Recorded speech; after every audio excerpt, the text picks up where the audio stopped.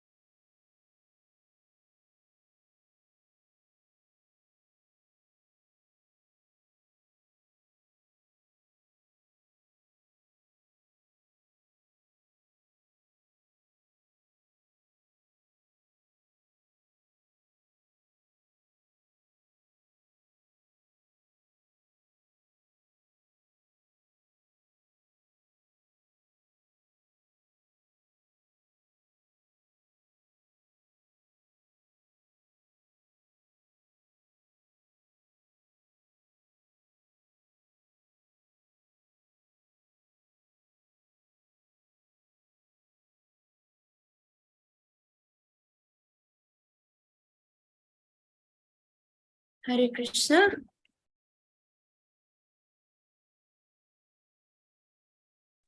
Hare Krishna Mataji, please have my humble obeisances. Hare Krishna Mataji, please accept my humble obeisances. Thank you for coming, everyone. We'll start with Kirtan for a few minutes and then we'll go into today's discussion. Is okay, right? Yes, Mataji. Yes, Mataji, please. Thank you.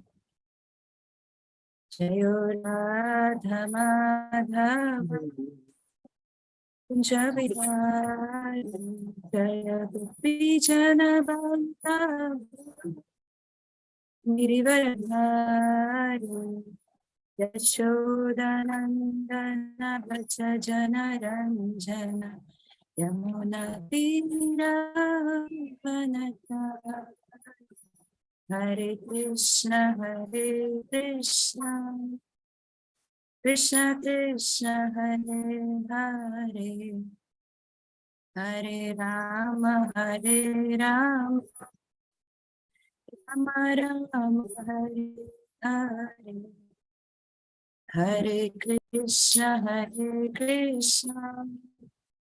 Krishna Krishna Hare Hare Hare Rama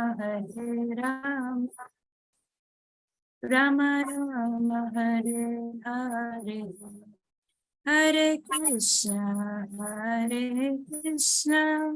Krishna Krishna Hare Hare Hare Rama Rama Rama Hare Hare Hare Krishna Krishna Krishna Hare Hare Hare Rama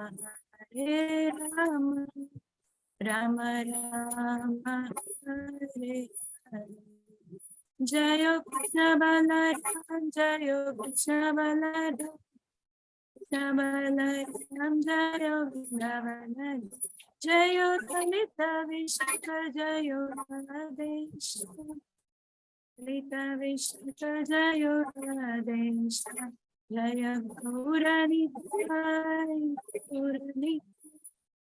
Gaurani Jaya Gaurani Jaya Prabhupada Jaya Prabhupada Prabhupada Srila Prabhupada Jam Vishnupada Mohansa Pravarajacharya Ashtotara Sat Shri Srimad A.C. Bhaktivedanta Swami Srila Prabhupada Ki Jai Vanchakalpatarubhyasya Kripa Sindhubhya Cha Patitanam Pavanebhyo Vaishnavebhyo Namo Namaha.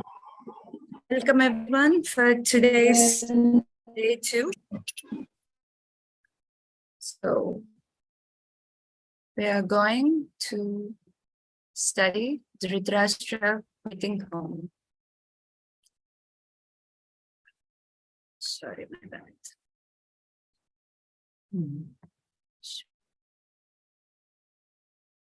Right. So any remembrances from yesterday?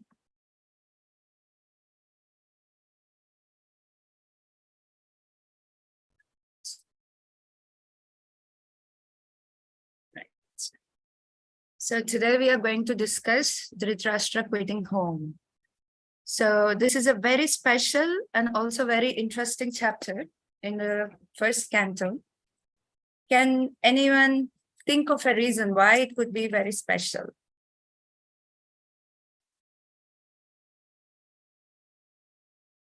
Anyone?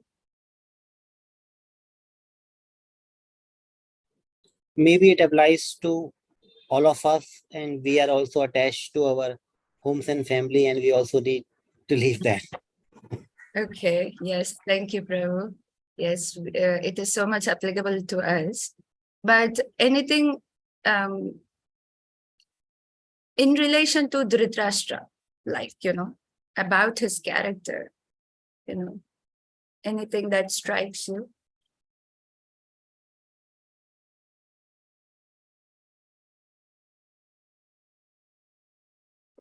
What is very interesting is that Dhritarashtra was blind, but he could hear And, because he paid heed to what Vidura told him, that is why he was able to meet a glorious end.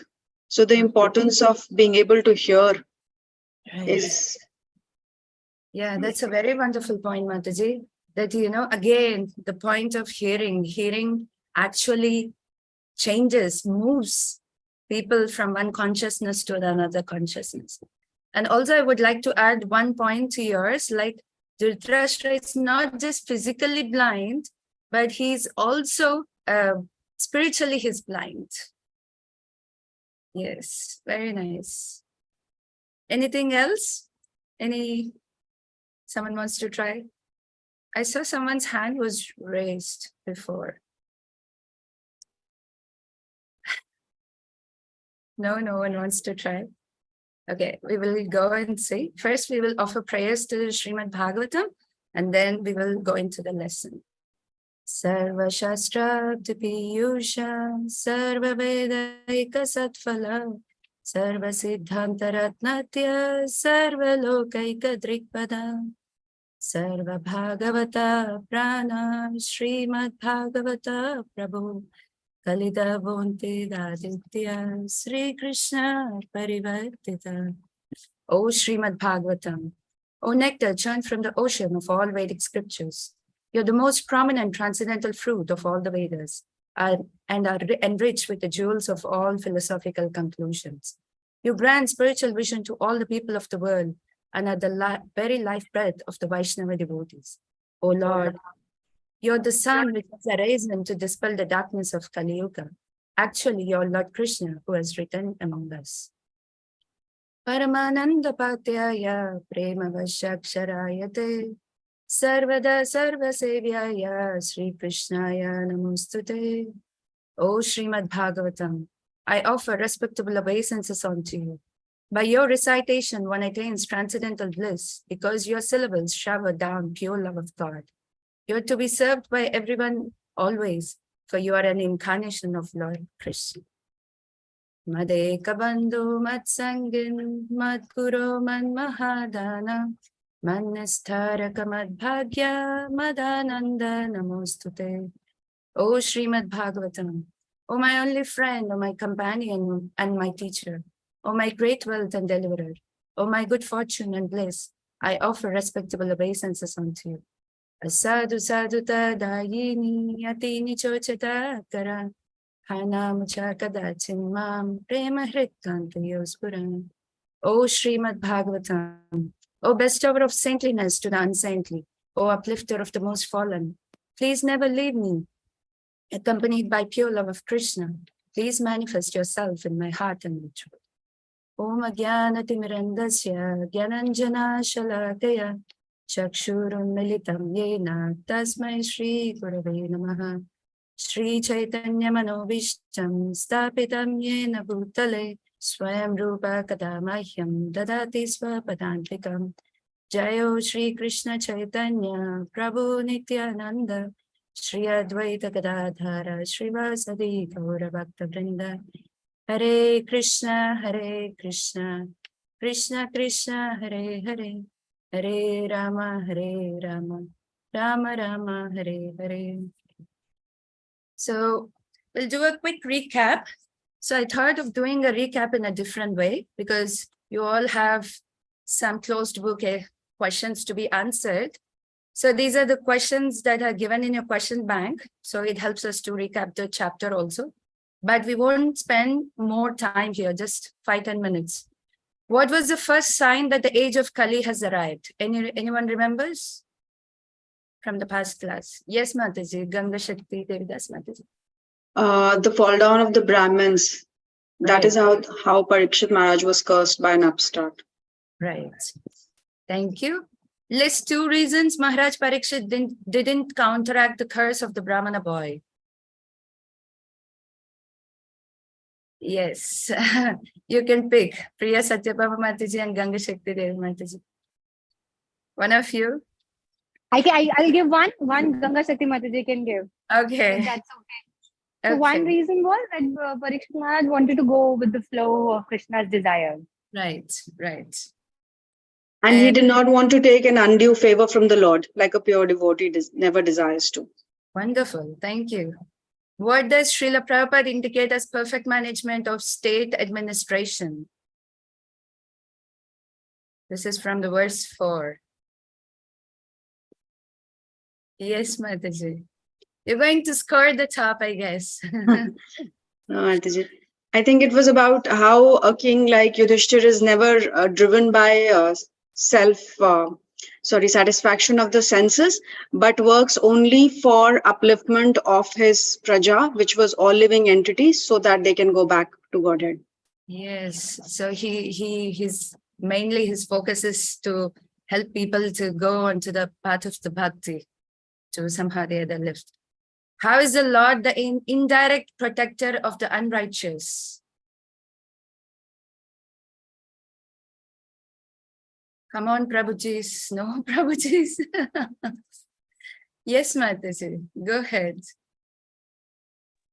Because he ensures that people are punished for their sinful activities or rectified. Their sinful activities are rectified by his external potency. Potency, right. Wonderful. Why is the wealth distributed to the Brahmanas? Because they have no other source of income. Sorry, Prabhuji? They have no other source of income. Right, so that they can live So that anxiety-free. they can work for the welfare of the. Wonderful. Yes, perfect. For what two reasons did the Lord save Maharaj Parikshit in the womb? Two good reasons we discussed.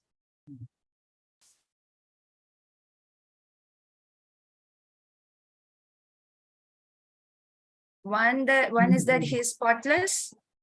You remember he was spotless. And what was the another one? Sorry, I have to look as well. Because he was the descendant of the Pandavas. Right. And for the establishment of a dharmic rule, it was important for him to. Right. Wonderful. How does the Lord help the conditioned souls go back to Godhead?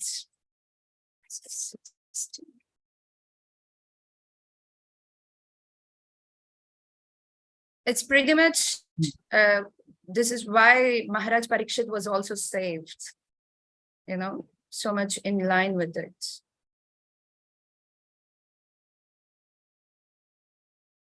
Because Lord has a mission and he wanted his pure devotees to execute that mission, you remember? So Parikshit becomes an instrument now to get to have the Srimad Bhagavatam recited. Who are the three famous Bharatas? Three. This you can guess out.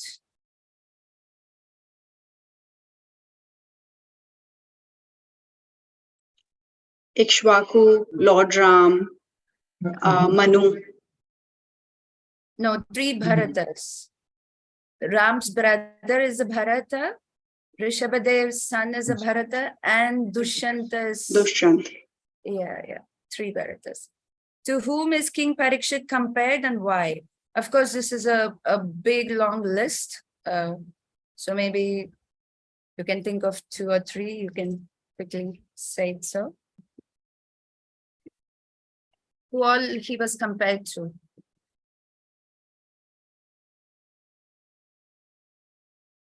Hare Krishna Mataji, he was Yes. strong as a lion, and Right.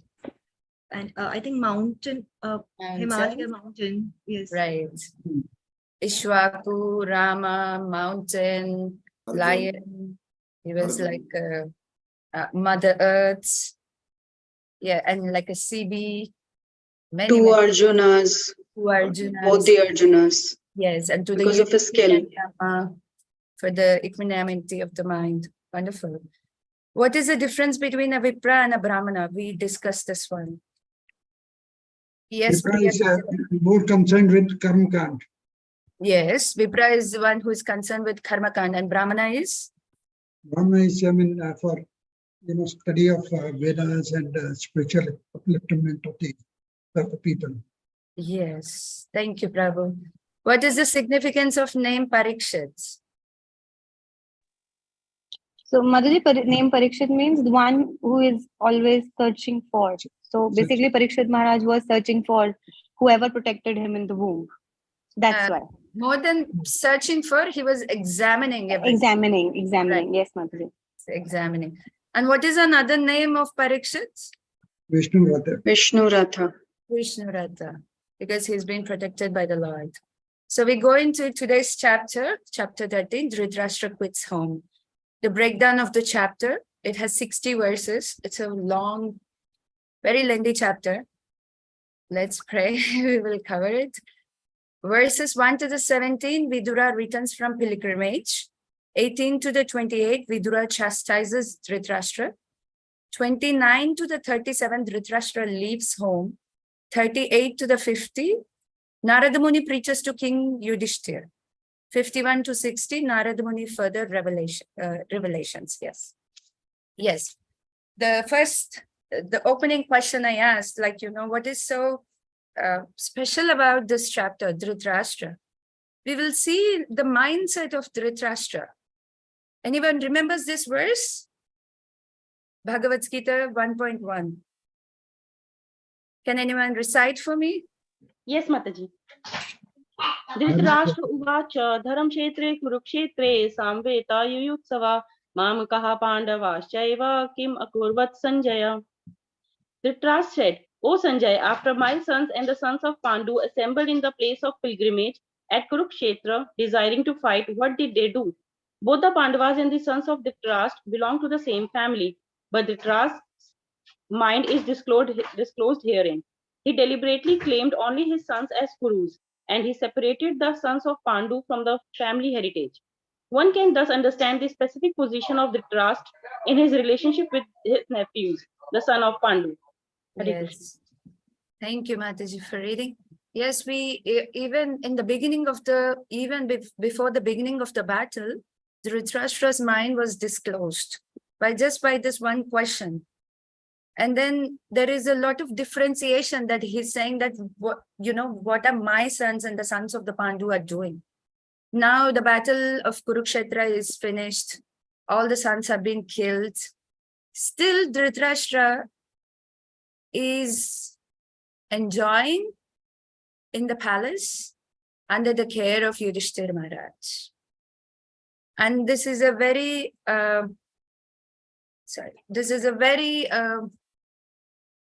panicking stage for someone who is not very serious about their devotional service. Why is it so? Because their attachment is very great. Their attachment is great.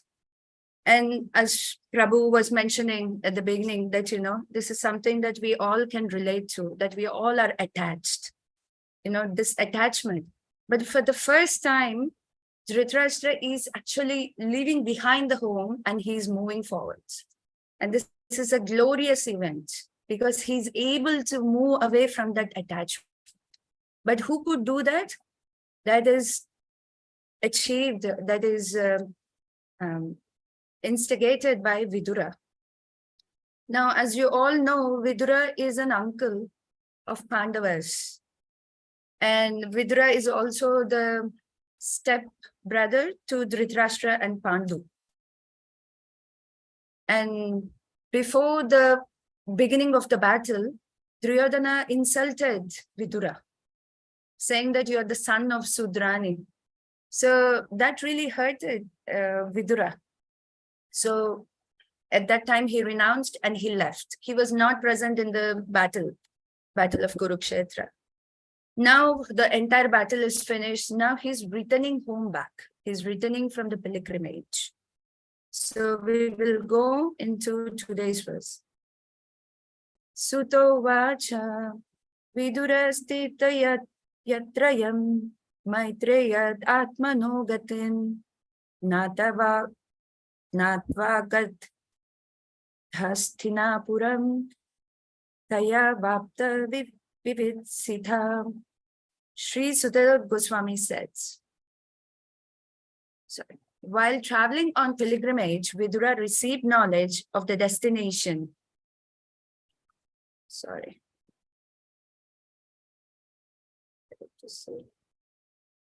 destination of the self from the great sage Maitreya, and then returned to Hastinapur. He became well versed in the subject as he desired. So we all know the history of Vidura. Vidura is also the incarnation of Yamaraj. Because he was cursed by Mandaka Muni, he became a Sudra. And then Prabhupada gives a very detailed story of what happened to Mandaka Muni, and then how he came to Yamaraj and he cursed. So once Mandaka Muni was in the forest and he was meditating, and there were a group of thieves that came along, and the king's constables finally caught him, and then they thought that the Muni is also he's part of the group of thieves. So they brought him to king, and the king announced a death sentence for everyone. And Mandaka Muni was almost to be hanged, and then at the last minute, the king gets to know that he was the Muni and he is innocent. Now the king personally begged from the Muni, but the Muni was very upset, because Yamaraj keeps all the records. So he decided to go and see Yamaraj. So Yamaraj, he goes to see Yamaraj and he asks Yamaraj, how is that, you put me into this kind of suffering? What made you to put me into this suffering? Then Yamaraj said that, oh, that's because, when you were young, you were almost to pierce the eyes of the ant. And Mandaka Muni said that this is a very foolish judgment. You better become a Sudra. You are not to be fit to be, a demigod. But again, Acharyas also comment saying that, it is actually a benediction, because Yamaraj is always busy in, giving punishments to the sinners, but he wanted to preach. So Krishna arranged an incident or a situation where he could come back and he could actually demonstrate his devotion to Krishna and be a good example in the devotional service. And also he preached to Dhritarashtra. And some of his teachings are very, very strong and very, very to the point and cutting edge. So if we can also absorb these teachings, there will be surely a slight of change in our hearts. So let us pray and aspire that such kind of change of heart will come to us after reading this chapter.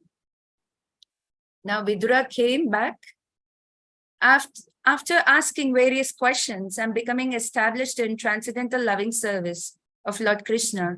Vidura retired from putting questions to Maitreya Muni. So Vidura was a Sudra, but he was on his pilgrimage, and then he met Maitreya Muni.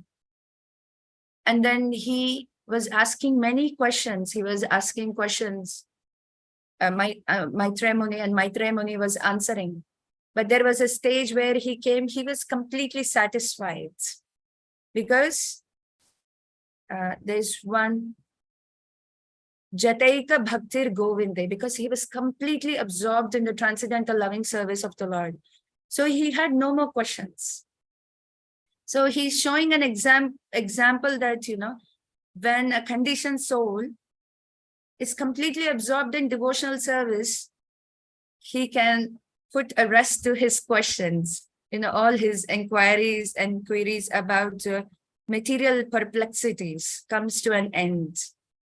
You will see even in the purport, in the second paragraph of the purport, Prabhupada says, like Vidura, an inquisitive conditioned soul must approach a bona fide spiritual master like Maitreya, and by intelligent inquiries must try to know everything about karma, fruitive activities, jnana, philosophical research for supreme truth, and yoga, the linking process of spiritual realization. One who is not seriously inclined to put questions before a spiritual master need not to accommodate a show bottle spiritual master. Nor should a person who may be a spiritual master for others pose to be so if he is unable to engage his disciple ultimately in transcendental loving service of Lord Sri Krishna. Vidura was successful in approaching such a spiritual master like Maitreya, and he got the ultimate goal of life. Bhakti onto Govinda. Thus, there was nothing to be known further about spiritual progress. Now, a question might arise in our minds saying that, Vidura is already a pure devotee of the Lord, isn't it? Vidura was always, he worshipped the Lord and he served. So how is that he is now more absorbed? Vidura is undoubtedly a pure devotee of the Lord, but still he was in the material affairs. He was dealing with so many material affairs in the politics, in the kingdom, in the palace. There are so many politics going on. So all the time he was somehow, his consciousness is moving towards different things. But now, after coming to the spiritual master, after taking complete shelter of the Maitreya, what is happening to him? He's ekatvam, like complete, no more diversion. He's completely focused in the Krishna. So one may be a devotee of the Lord, but still they need a spiritual master. Without the spiritual master, a disciple cannot progress. That's what Vidura is demonstrating here.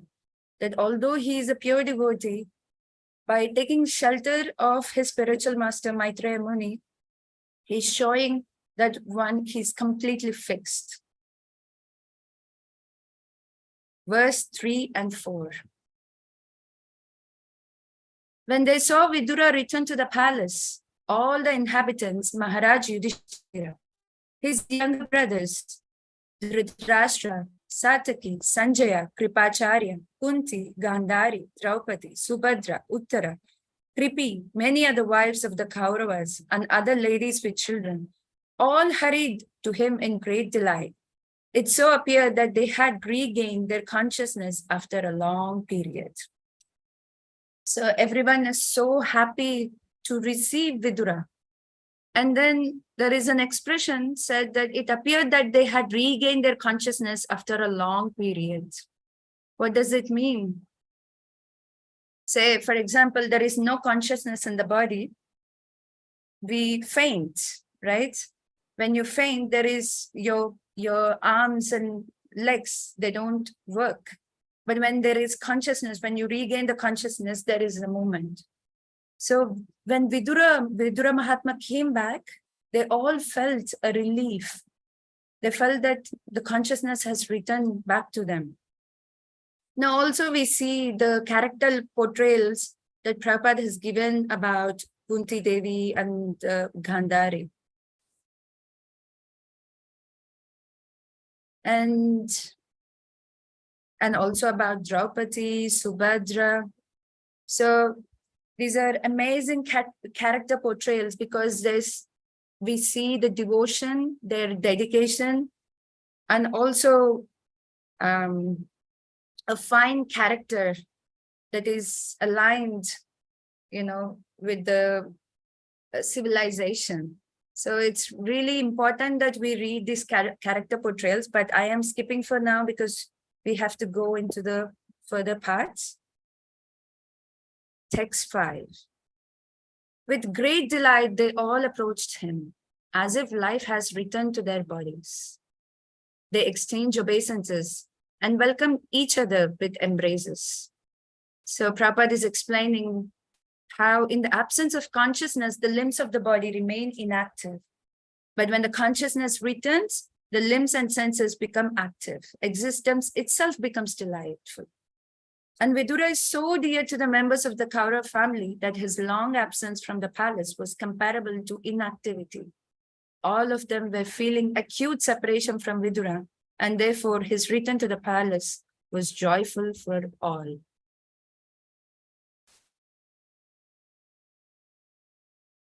Six. Due to anxieties and long separation, they all cried out of affection. King Yudhishthira then arranged to offer sitting accommodations and a reception. 7. After Vidura ate sumptuously and took sufficient rest, he was comfortably seated. Then the king began to speak to him, and all who were present, they listened. So first, Vidura was welcomed, they were paying obeisances, they were embracing each other. And then there was nice seating, resting arrangements made for him, and he was nicely fed. And then finally he was made to sit, and then Yudhishthir Maharaj is going to address him. I'm sorry, just a second. So here Prabhupada gives a very nice example and also something, a practical, what do you call, a practical application. According to Indian moral codes, even an enemy received at home should be so well received that he will not feel any fearful situation. An enemy is always afraid of his enemy, but this should not be so when he is received at home by his enemy. This means that a person, when received at home, should be treated as a relative. So what to speak of a family member like Vidura, who was a well-wisher for all the members of the family. Thus, Yudhishthir Maharaj began to speak in the presence of all other members. So even though we are practicing devotees, we should not forget these codes of etiquette, because you actually create an impression in the reception itself, how we receive people at homes, how we offer respects to people. This code of conduct is so needed, even although we may be practicing bhakti. Even for the beginners, even for the family members, we should be respectful and we should be treating them very nicely. And this is what Yudhishthir Maharaj, he's a great Vaishnava, but still he is maintaining this code of conduct. 8. Now Maharaj Yudhishthir is going to speak. Maharaj Yudhishthir said, "My uncle, do you remember how you always protected us, along with our mother, from all sorts of calamities? Your partiality, like the wings of a bird, saved us from poisoning and arson." Anyone remembers this pastime? What Yudhishthir is talking about, Yudhishthir Maharaj is talking about?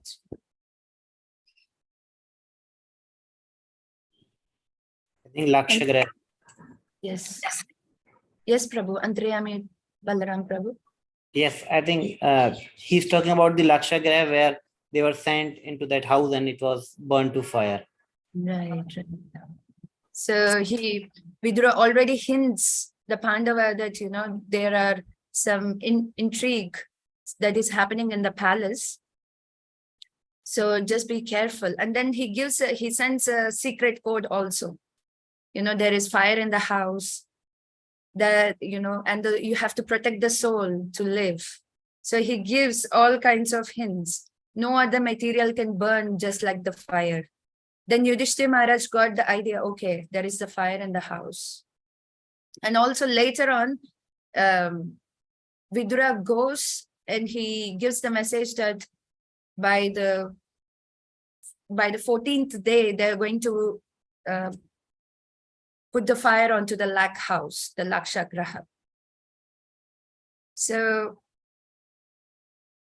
and then why is Yudhishthir saying that your partiality like wings of the bird? Vidura was not partial in one sense that he was well-wishing for both Kauravas and Pandavas. But at the same time, he was more careful in protecting Pandavas because he understood that Dhritarashtra and the entire Kauravas, they are evil-minded and they're making plans to remove the Pandavas from the picture.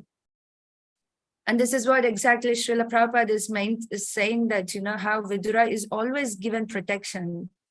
So Yudhishthir is expressing his gratitude. He hasn't forgotten what Vidura has done for them. And this is one of the important quality that we should hold it. Gratitude is a very fertile soil where bhakti can grow very deep. If we don't have gratitude, then we cannot move forward.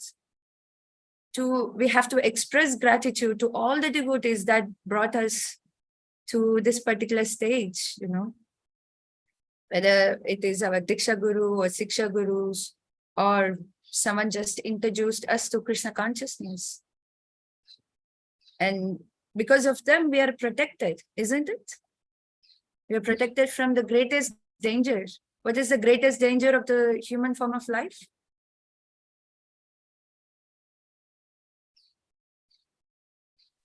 To slip to animal kingdom? Yes, Prabhu. Yes. To slip to animal kingdom or to miss? Yes. Yeah. Yes. And Priya Satyabhama Mataji? Mataji is basically not following the spiritual path and utilizing your human form of life for other things. Yeah, falling down into the 8 lakh 4 million species. Yes, Ganga Shakti. Yes, Mataji. Yes. Forgetfulness of Krishna. Yeah, we are not remembering Krishna. We have forgotten that these devotees have brought us to Krishna.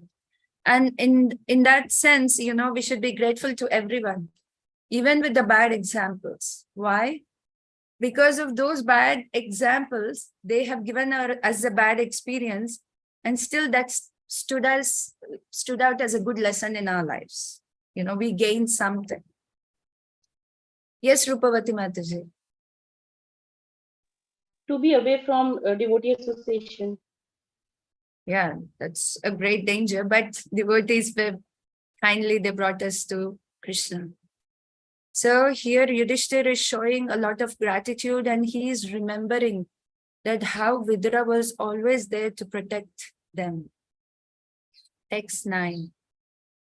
Now he is asking about the welfare about Vidura. While traveling on the surface of the earth, how did you maintain your livelihood? At which holy places and pilgrimage sites did you render service? So Yudhishthira was finding out that how did Vidura managed for so many years away from the house. Now Prabhupada also says that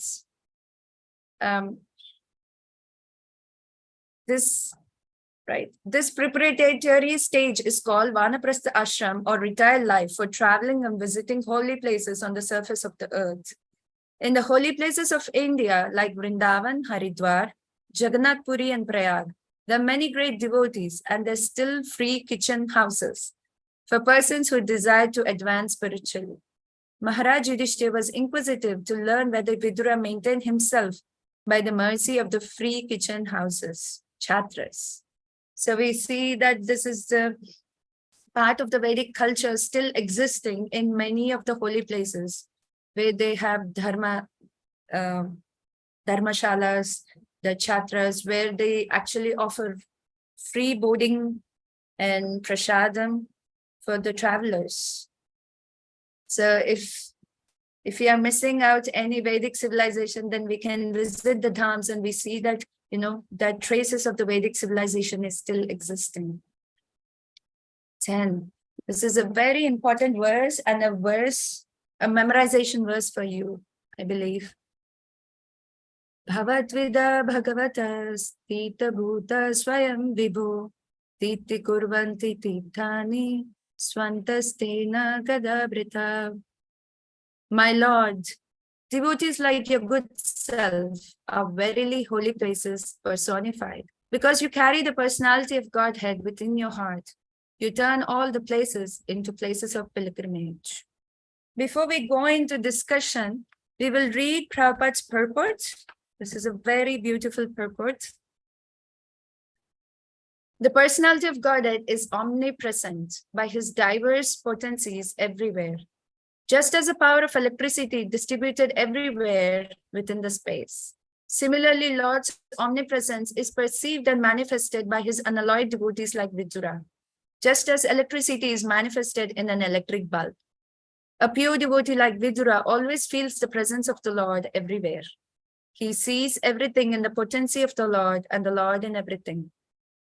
The holy places all over the earth are meant for purifying the polluted consciousness of the human being by an atmosphere surcharged with the presence of the Lord's unalloyed devotees. If anyone visits a holy place, he must search out the pure devotees residing in the holy places take lessons from them, try to apply such instructions in practical life, and thus gradually prepare oneself for the ultimate salvation, going back to Godhead. To go to some holy place of pilgrimage does not mean only to take bath in the Ganges or Yamuna or to visit temples situated in those places. One should also find representatives of Vidura who have no desire in life save and except to serve the personality of Godhead. The personality of Godhead is always with such pure devotees because of their unalloyed service, which is without a tinge of fruitive action or utopian speculation. They are in actual service of the Lord, specifically by the process of hearing and chanting. The pure devotees hear from the authorities and chant, sing, and write of the glories of the Lord. Mahamuni Vyasadeva heard from Narada, and then he chanted in writing. Sukadeva Goswami studied from his father, and he described it to Parikshit. That is a way of Srimad Bhagavatam. So by their actions, the pure devotees of the Lord can render any place into a place of pilgrimage, and the holy places are worth the name only on their account. Such pure devotees are able to rectify the polluted atmosphere of any place, and what to speak of a holy place rendered unholy by the questionable actions of uninterested persons who try to adopt a professional life at the cost of reputation of a holy place. So in the beginning of the purport itself, Prabhupada opens with an example of discussing about the omnipotency of the Lord. Now, Prabhupada is comparing the Lord's omnipresence to the electricity, right? See, the Lord is present, omnipresent in all of us, in all the living entities. As a super soul, he is present. However, only the pure devotees are able to appreciate and accept the presence of the Lord, right? It's just like the electricity, you know. Now there is the tube light on. Why is the tube light on? Because it is plugged in. So the electricity is flowing. If the switch is off, then the flow of electricity is not there. Although there is tube light, although there is electricity, the switch has to be on, right? So how is that Vidura is able to see the potency of the Lord, appreciate the Lord everywhere? Because he's plugged in, he's switched on, and he's tuned in complete Krishna consciousness. So and this is open for us also. We are also have the access if we want to, if we are ready to switch on. And then what is the glory of these pure devotees?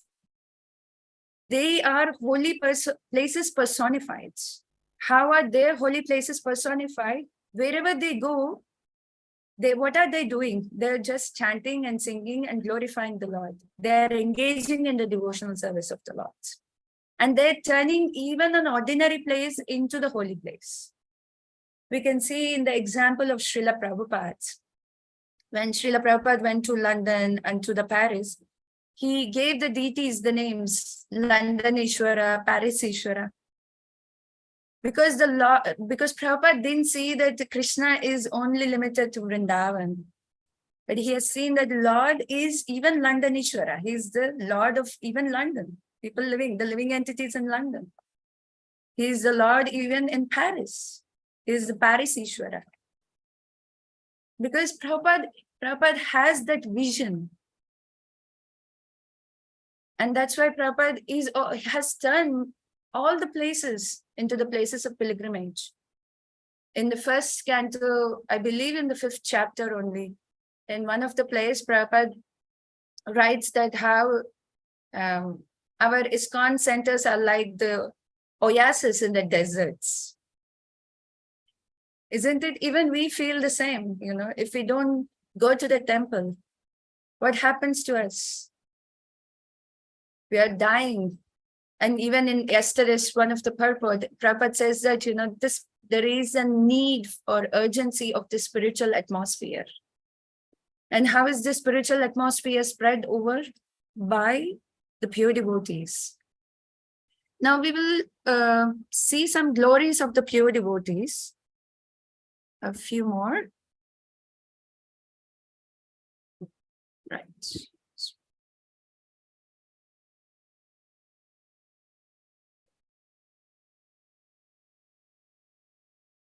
So this is a prayer of, no, this is actually Ganges is telling to Bhagirath. If you all know this story of Ganges didn't want it to come onto the earth, but Bhagirath is praying. Bhagirath prayed so that the Ganges can come down and she flows. But then she has a question. Can anyone read the slide for me? I'm sorry. Anyone? May I, Mataji? You're able to read? You're able to see? Yes, Mataji. 1 second, 1 second. Yes, this one. Sorry, my fault. Yes. O king, I do not wish to go down to the planet Earth, for there the people in general will bathe in my water to cleanse themselves of reactions of their sinful deeds. When all these sinful reactions accumulate in me, how shall I become free from them? You must consider this very carefully. Srimad Bhagavatam 9.9.5. Abandon all varieties of religion and just surrender unto me. I shall deliver you from all sinful reaction. Do not fear. Bhagavad Gita 18.66. The Supreme Personality of Godhead can accept the reactions of anyone's sinful deeds and neutralize them because he is pavitra, pure, like the sun, which is never contaminated by any worldly infection.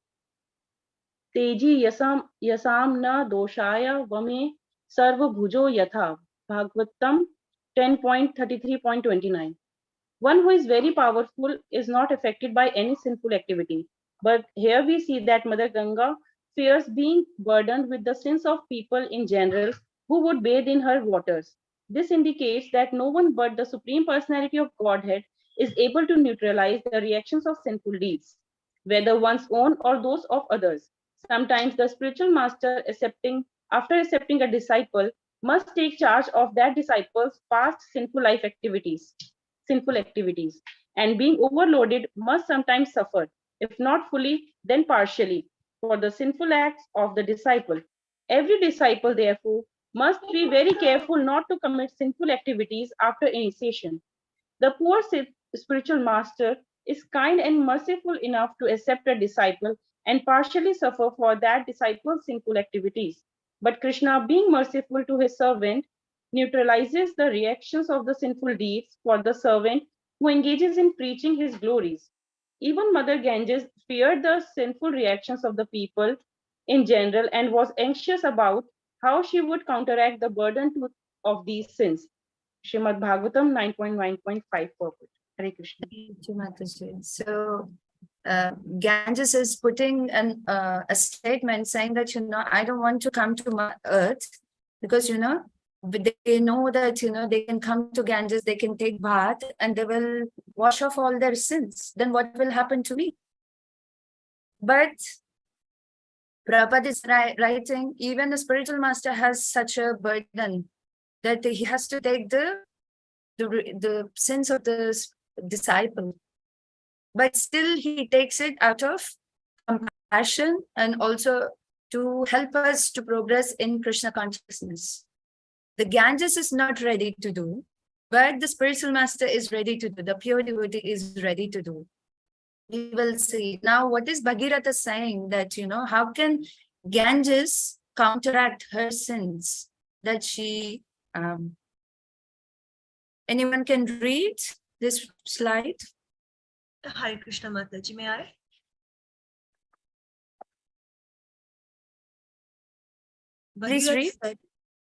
Bhagirath said, those who are saintly because of devotional service and are therefore in the renounced order, free from material desires, and who are pure devotees, expert in following the regulative principles mentioned in the Vedas, are always glorious and pure in behavior and are able to deliver all fallen souls. When such pure devotees bath in your water, the sinful reactions accumulated from other people will certainly be counteracted. For such devotees always keep in the core of their hearts the Supreme Personality of Godhead, who can vanquish all sinful reactions. Srimad Bhagavatam 9.9.6 translation. Mother Ganges is all available to everyone for bathing. Therefore, not only will sinful persons bath in the Ganges water, but in Haridwar and other holy places where Ganges flows, saintly persons and devotees will also bath in the waters of the Ganges. Devotees and saintly persons advanced in the renounced order can deliver even the Ganges. Tirthi kurvanti tirthani swantaha sthena gada bhrita. 1 Bhag 1.13.10. Because saintly devotees always keep the Lord within the core of their hearts, they can perfectly cleanse the holy places of all sinful reactions. Therefore, people in general must always respectfully honor saintly persons. It is ordered that as soon as one sees a Vaishnava or even a sannyasi, one should immediately offer respects to such a holy man. If one forgets to show respect in this way, one must observe a fast for that day. This is a Vedic injunction. One must be extremely careful to refrain from committing offenses at the lotus feet of a devotee or saintly person. If one is under the protection of a devotee and sincerely renders service unto him by this process of Bhakti Yoga, one is certainly able to counteract all sinful reactions. Yeah, this is also, thank you, Mataji, for reading. This is also a glorification of the pure devotee. Bhagirata is assuring Ganges, saying that, you no need to worry about the sins. As the pure devotees come and take bath in your holy waters, you get purified. All the sins will be cleared out. Now, one may be thinking that, then what about the pure devotees? They are going to take baggages of sins. But Krishna says, Sarvadharma parichaja mam ekam sharanam vraja aham tvam sarva papebhyo mokshasyami ma suchaha. So Krishna is promising that anyone who surrenders to me, I will take care of the sins. And the sins are not just 100 or 200. They're papa, mahapapa, mahapapa, and there's also one more category. The 4 categories of papas. And in one shot, Krishna can clear off all those sins. And that's why the pure devotees are not affected by the sins. Whereas Ganges is so afraid. This is the glory of a devotee. And that's why Bhagavatam is emphasizing on the taking association of the pure devotees. We will see a little more on this. This is Lord Shiva and Uma Devi glorifying Markandeya Rishi in the 12th canto. Merry bodies of water do not constitute holy places or a lifeless statues of demigods, actual worshipable deities, because external vision fails to appreciate the higher essence of the holy rivers and the demigods. These purify only after a considerable time, but devotees like you purify immediately just by being seen. So what are they saying? That, you can go to the holy place, you can take a dip, but it's not assured that you will be purified instantly. And you may be worshipping demigods, but to get purification, it will take a very long time. But if you see a pure devotee, just by their glance, the very one glance, you get purified. We have been hearing many testimonies from Srila Prabhupada's disciples. Some of the disciples, they just get letters. Some of the disciples, they just saw Prabhupada. Some of the disciples, they just heard sound. That's all. In their entire life, that was the only association. But today, they are contributing to the Prabhupada's movement in a great dimension. And this is the power of a pure devotee. And then continuation of Lord Shiva and Uma glorifying Markandeya Rishi, they say, even the worst sinners and social outcasts are purified just by hearing about, or seeing personalities like you. Imagine then how purified they become by directly speaking with you. Now, this is not just recorded in the Bhagavatam, We see the entire history of the ISKCON has started with this, right? When Prabhupada went to America on the Boston Harbor, he wrote a poem, he composed a poem, and then Prabhupada was saying, my Lord, how am I going to help these people who are engrossed in passion and ignorance? How is that they can hear these transcendental Srimad Bhagavatam messages? But you have some plan for me, that's why, I'm ready to dance in your hands as a puppet. So, irrespective of what background we come from, it's the very fact that our lives is a testimony that some pure devotees affected us. We have seen, we came in contact with them, we are directly speaking with them. And that's why we are making advancement. That's why we are progressing in devotional service. And for the continuation, this is the prayers of the Prachetas. They're speaking to Lord Vishnu. Dear Lord, your personal associates, devotees wander all over the world to purify even the holy places of pilgrimage. It's not just activity pleasing to those who are actually afraid of material existence. So they're not really afraid of the material existence, but they are there. They are going on the compassionate to help everyone. And then further glorification.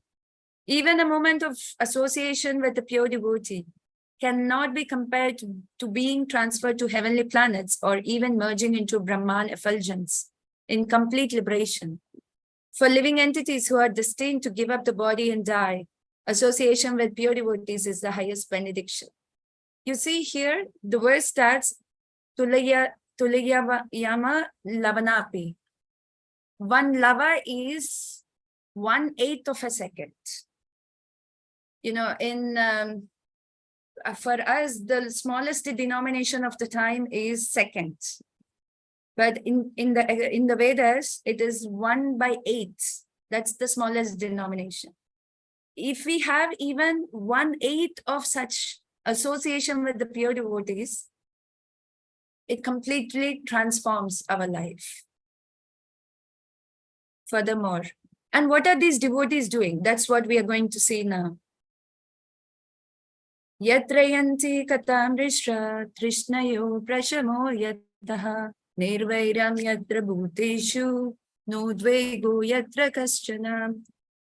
Whenever pure topics of the transcendental world are discussed, the members of the audience forget all kinds of material hankerings, at least for the time being. Not only that, but they are also no longer envious of one another, nor do they suffer from the anxiety of fear. So this is the testimony of when devotees are speaking, when they are discussing the Krishna Katha, they're going all around the world and then discussing what is happening. Even someone is not a serious devotee, someone is not a serious practitioner, they also witness that, for the time being, they become very peaceful. They forget all worries and anxieties. Did it ever happen to you in your beginning days? Or even now, when we are really absorbed in the Katha, we forget, all the tensions, all the mind anxieties. Once we step out of the temple, then, we remember everything back. Yeah, this is the potency of the Lord and the devotees and the glory of the Krishna Katha. And not only that, what else they do? This is from the 3rd canto, 25th chapter, Pure Devotional Service, 25th verse. Satam prasanga mama virya samvido bhavanti hrit karna rasayana kataha tajjoshanadasi apavarga vartamani shraddharate bhakti anukramishati. So when we are in the association of the pure devotees, what happens? First thing, we get to hear the discussion of the pastimes and activities of the Lord. And they're very pleasing. From the ear, they enter into our heart. This is the process. And by cultivating such knowledge, what happens? We become advanced. And we become freed from all material contamination. There is faith has increased, and from the faith, the attachment or attraction increases, and from where the devotion and devotional service starts. So taking association of devotees is one of the first and very important anga in our life. Now, not very long, I just have a question that maybe we all can work on. We no need to get into breakout rooms. Just take 2-3 minutes. So we all have these facilities to come in association of the devotees. So can you think of some difficulties why we don't properly utilize? What are your personal difficulties in taking good association?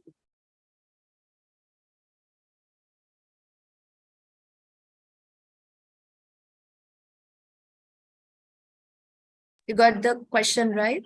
Yes, Mataji. Thank you. Immediately, Mataji, I can think of is the false ego that I have, because in the advanced association, they will, cut you, they will tell you things which are real and which will not be pleasing perhaps to hear. So it is immediately you want to avoid those statements and those instructions, because you are attached to them perhaps, and you don't want to leave them, and it hurts. So that's one of the reasons. Thank you for speaking my heart. Yes, so true. We are afraid of getting corrected, or false ego is very big. Yes. Yes, Ras Raman Krishna Prabhu.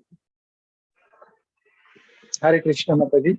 Yes. Mataji, in my opinion, paucity of the time is the biggest factor due to which we cannot associate with the pure devotees properly. Being No, I would not agree, householders, because we don't even have much 1/8 of time. a second is also good enough. Okay. Yeah. Okay, good. So, think of some other difficulty. But still, as the brahmacharis can give their maximum of time, we householders cannot give as much time. So I always feel so. Yeah. Okay, Mataji, thank you. But in this chapter only, we will see in one of the purports, Prabhupada is going to mention that, householders are also very glorious. And who is a glorious example? Yudhishthir Maharaj. He is full on with his responsibility, and he's an emperor. He's not just a king. He's an emperor and he's full on. But still, he is Krishna conscious. Mataji, what I can think of is that if your practice of devotional service is not strong, you don't get the mercy to be able to attract the blessings of a pure devotee, or even meet up a pure devotee. Okay, so we don't practice, but there is no prerequisite to go into the association of devotees,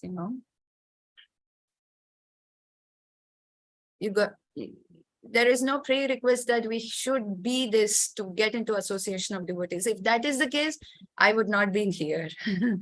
Honestly, I was of a very different category.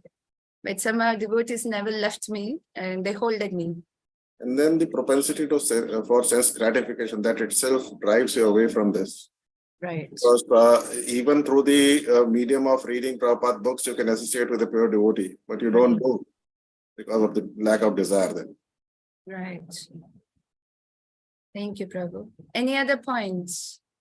What are some of the difficulties that we face in taking good association of the devotees?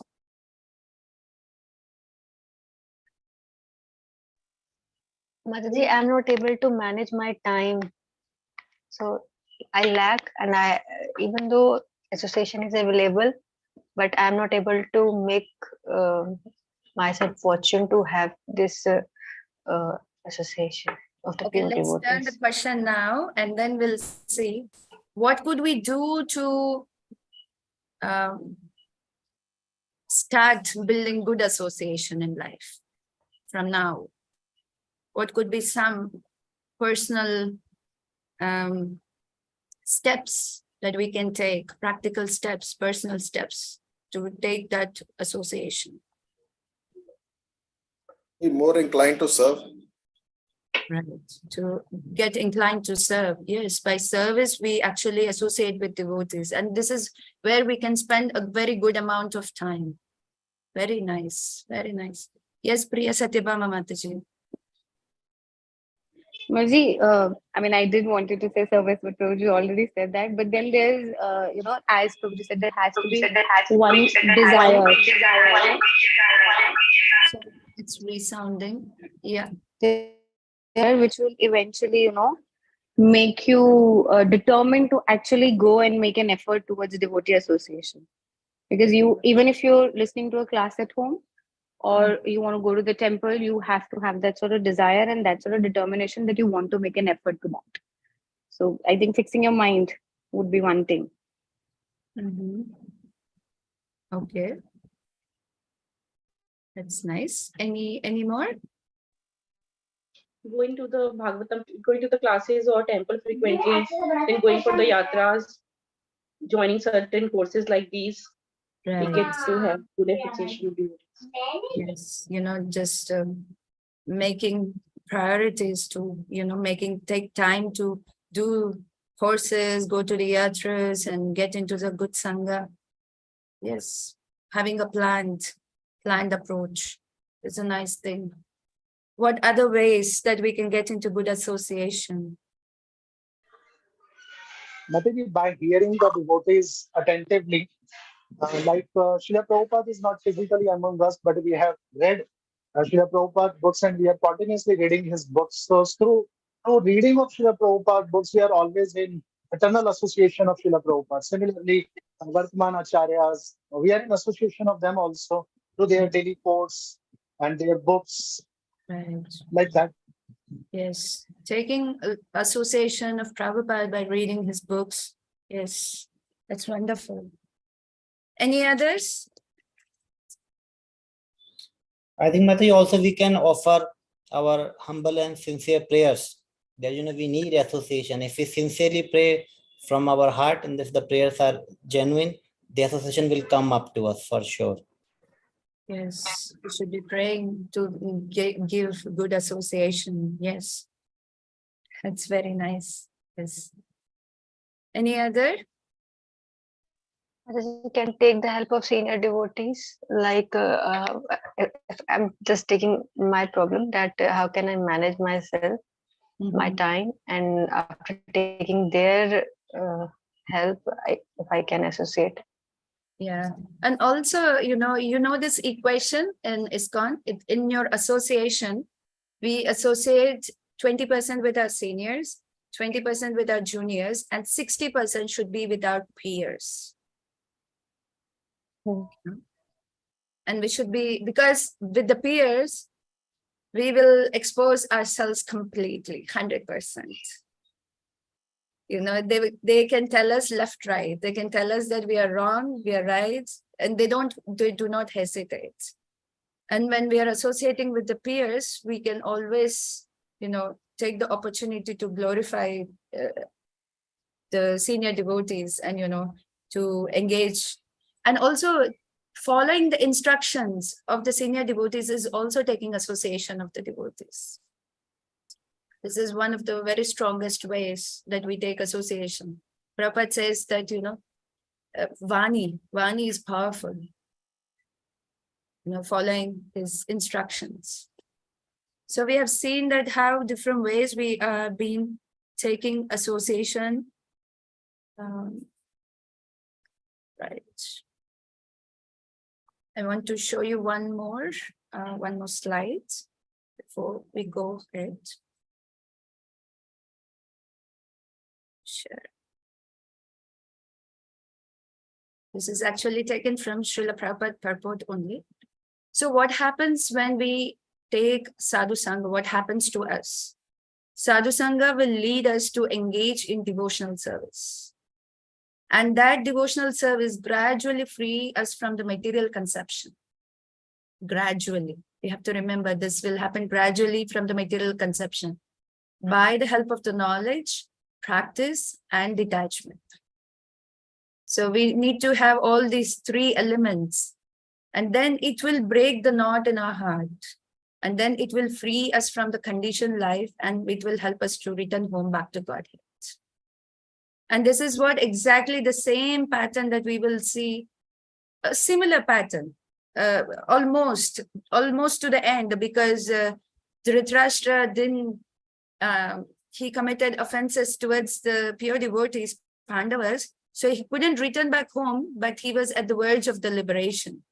So because he took the association of Vidura, and we will see how this change, he will break the knot of the heart and he will be freed from the conditioned life.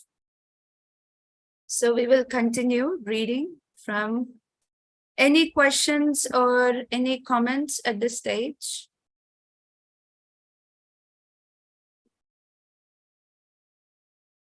Anything? Okay, we'll continue with 11, verse 11. My uncle, you must have visited Dwaraka. In that holy place are our friends and well-wishers, the descendants of Yadu, who are always wrapped in the service of Lord Krishna. You might have seen them or heard about them. Are they all living happily in their abodes? So Yudhishthir was asking that, about the Dhamvasis, about the Dwarakavasis, because he knew that they were always absorbed in the Lord. So he was wanting to know, did he came across, did he go to Dwaraka, or did he get to see them, or did he meet them? So are they doing well? 12. Thus being questioned by Maharaj Yudhishthir, Mahatma Vidura gradually described everything he had personally experienced, except the news of annihilation of Yadu dynasty. So already by this time, Krishna left the planet, and also all the Dwarakavasis, they left the planet. Although Vidura knew it, he didn't tell them. We will see why he didn't tell them. 13. Compassionate Mahatma Vidura could not stand to see the Pandavas distressed at any time. Therefore, he did not disclose this unpalatable, unbearable incident, because calamities come of their own accord. Purport. According to Niti Shastra's civic laws, one should not speak an unpalatable truth to cause distress to others. Distress comes upon us in its own way by the laws of nature, so one should not aggravate it by propaganda. For a compassionate soul like Vidura, especially in his dealings with the beloved Pandavas, it was almost impossible to disclose an unpalatable piece of news like annihilation of Yadu dynasty. Therefore, he purposefully refrained from it. So one important thing that we are learning from Vidura here is we should not be enthusiastic to share the bad news. We should never be enthusiastic. Even though it is truth, if it's going to cause distress to others, it's better to avoid it. Although it may be fact, but let us not be the instruments to carry on. But today's modern society is an opposite of it. It's everywhere. The propaganda of the bad news is in first. Newspapers, Twitters, Facebook, YouTube, the news channels, everywhere. If there is a crime, if there is a distress, everything hundreds of times magnified and it's shown. But what should we follow? That we should not be the source to carry any distressing news to anyone, unless and until it's unavoidable. But Vidura made a choice that he didn't want it to cause Pandavas distress, because he knew that, now Krishna left, and sooner or later they will come to know about it. So better I don't reveal the news. 14. Thus Mahatma Vidura, being treated just like a godly person by his kinsmen, remained there for a certain period, just to rectify the mentality of his eldest brother, and then this way bring happiness to all others. So here are the reasons why Vidura came back Vidura didn't come back from pilgrimage to enjoy, but Vidura is here with a mission. He understood that, the time is flying and Dhritarashtra is very comfortable and he's not understanding the urgency of his life. So out of compassion, Vidura returned back to the palace to help Dhritarashtra. We will see in the purport, in the second paragraph, Mahatma Vidura had already adopted renounced order of life. Therefore, he did not return to his paternal place to enjoy some material comforts. He accepted out of his own mercy what was offered to him by Maharaj Yudhishthira. But the purpose of living in the palace was to deliver his elder brother Dhritarashtra, who was too much materially attached. Dhritarashtra lost all his state and descendants in the fight with Maharaj Yudhishthira, and still due to his sense of helplessness, he did not feel ashamed to accept the charity and hospitality of Maharaj Yudhishthira. On the part of Maharaj Yudhishthira, it was quite in order to maintain his uncle in a befitting manner, but acceptance of such magnanimous hospitality by Dhritarashtra was not at all desirable. Why is it not desirable? Because he's getting attached to the home and he's thinking that this is my permanent situation, So Vidura is going to wake him up saying that this is not your permanent situation. Now is the time to, wake up. He accepted it because he thought there was no alternative. Vidura particularly came to enlighten Dhritarashtra and to give him a lift to higher status of spiritual cognition. It is the duty of enlightened souls to deliver the fallen ones, and Vidura came for the reason.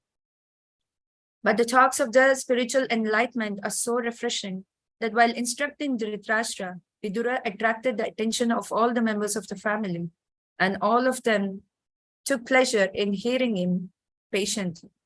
This is the way of spiritual realization. The message should be heard attentively, and if spoken by a realized soul, it will act on the dormant heart of the conditioned soul. And by continuously hearing, one can attain the perfect stage of self-realization. So we know why Vidura has come. He came with a mission. 15. As long as Vidura played the part of Sudra, being cursed by Manduka Muni, Aryaman officiated at the post of Yamaraj to punish those who committed sinful acts. So when Vidura is on the mission of the Lords, there is a replacement for him in Yamaloka. Who was that? That is Aryaman. He's one of the 12 Adityas. He's the son of Aditi and Kashyapa. He took the post. So here we also understand these demigods are also the post. It's not a designation. It's a post. Based on the piety of the living entity, one is elevated to a particular post. 16.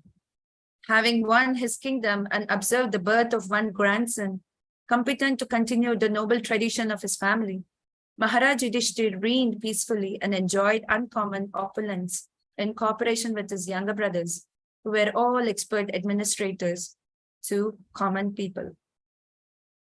17.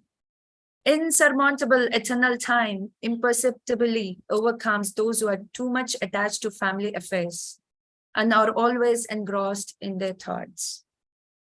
So Vidura says that, he's mentioning that how the time is passing by. And if we are attached, yes, Rukmini Mataji.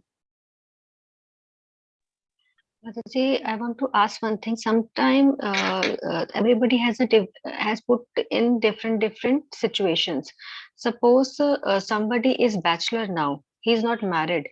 So the question is coming into my mind. So if I take the example of one of my relative, he's a brahmachari.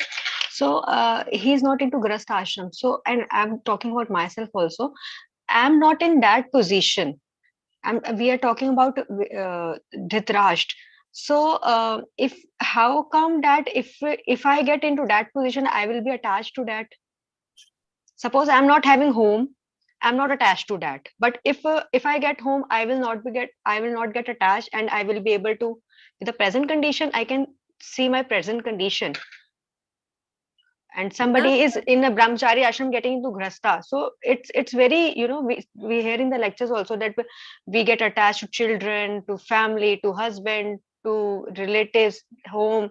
So how to understand this thing, Mataji? So mainly you're saying that, you know, if someone is single and if they get married, that means that they're thrown into attachment, right? Yes, Mataji. Well, if that is the case, no one in the ISKCON will be grihastha, you know, there would be no grihastha ashram. But everyone's needs are different and we have to facilitate those needs. And it's very much needed. Some people can live very undisturbed, but some people get agitated and they're not very stable in their bhakti. Again, we have to follow the guidance of the Sadhu Guru Shastra. What are they saying? What is my mentality? What is my proclivity? You know, we are not here to declare someone, you know, I am a, you know, a brahmachari or brahmacharini for the rest of the year. That is not the success of life, first of all. Second, even you are in the grihastha ashram. Now the Shastra is talking about the grihasthas. You see, Parikshit Maharaj is a grihastha, but he went back home, back to Godhead. Vidura is a grihastha, but he is going back to home, back to Godhead. You know, the gopis, the highest, the most elevated devotees, they are grihasthas, but they are always in Krishna conscious thoughts, right? So, yes, definitely it's andakupam. It is said that it's like a dark well. But for whom? For one who does not have Krishna as the center. If someone has Krishna as the center, the family life is not a problematic. Bhaktivinoda Thakur is also, we sing this bhajan every Ekadashi, right? Je din bhajan dekhi golok. So what is Bhaktivinoda Thakur saying that, you know, when I see my home is transformed into Goloka Vrindavan and all the family members as the residents of Goloka Vrindavan. You can have that vision also. And Bhaktivinoda Thakur has 13 children. That's a lot. And okay, you may say that, you know, I'm not a pure devotee. Okay, we are not a pure devotee, but, you know, if we take guidance, they will help us. Guidance is always good. My focus was on Mataji of attachment. Means we can get attached also, and by the under the guidance of Guru Sadhu Shastra, if we follow all. So you said so many examples that we can come out of it also. Gopis, Srila Bhakti Vinod Thakur, all the grahasthas, senior devotees we are saying. So Srila Prabhupada also. So I was it can be person to person. See, I feel that I get attached very easily to the person. My mentor told me this very clearly. You know, whenever you're in doubt, should I do it or shouldn't I do it? That means there is a little lingering in your heart. Then you should do it. A brahmachari who is really fixed on being a brahmachari, he wouldn't think that should I get into grahastha or shouldn't I get into grahastha? That itself there, he's already in doubt. So for him is better to go and get into grahastha ashram. And you know, the other companion is also Krishna devotee. You're serving the other devotee doesn't mean that, you know, we are happy to serve other devotees, but not in the house. Mataji, all things are okay, but my focus is on attachment. May I get attached to? Why you worry? That's what I'm saying. Even if you are getting attached, Krishna is going, if he is going to take you, he will take you. You see, if Krishna wanted the gopis and he took them away. He didn't say that, okay, you have kids, you have husband, you have changed your surname. Now I'm going to leave you. He didn't say that. Okay. Yeah, if he wants, if you show that sincerity, if you show that, you know, I have this, I love you, I love Krishna this way, he will take you. And how much eager you are there, Krishna is thousands of times more eager for us to return back home, back to Godhead. And this is Krishna's arrangement also, for purifying our minds so that we don't fall back. So yes, there is definitely attachment. But there is a way to deal with the attachment. Just because there is attachment, I don't want to go. But if you keep thinking that, I may get attached, I may get attached, I may get attached, then you're walking on the another path, aversion.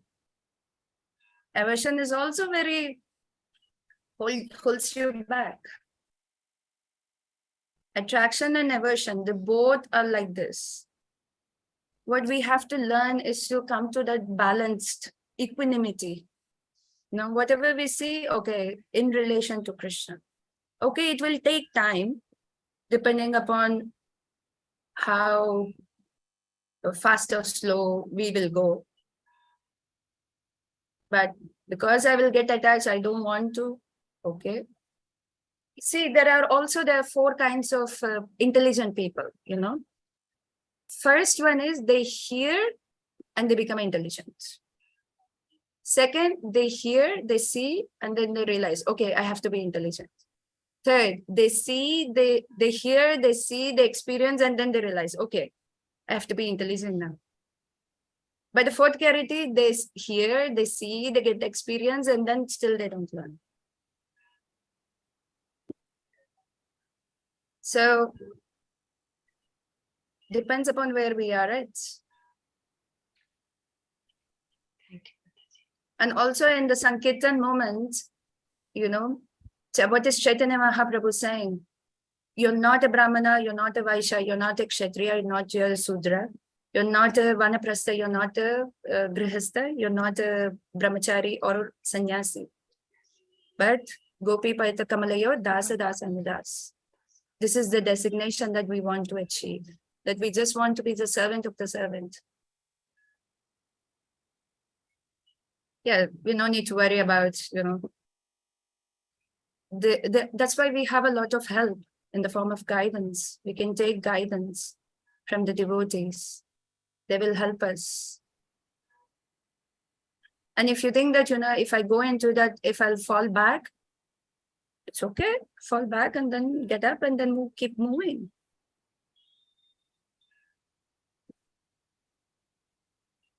Anyways, this is my humble understanding. It's not that, this is for sure. This is just my humble understanding. We should not get onto the aversion or attachment, both of it. It's not good for us. Okay, we will go into this and then we will read this purport and then we will take a break. Sorry, we will just finish only one section. Insurmountable eternal time imperceptibly overcomes those who are too much attached to family affairs and are always engrossed in their thoughts.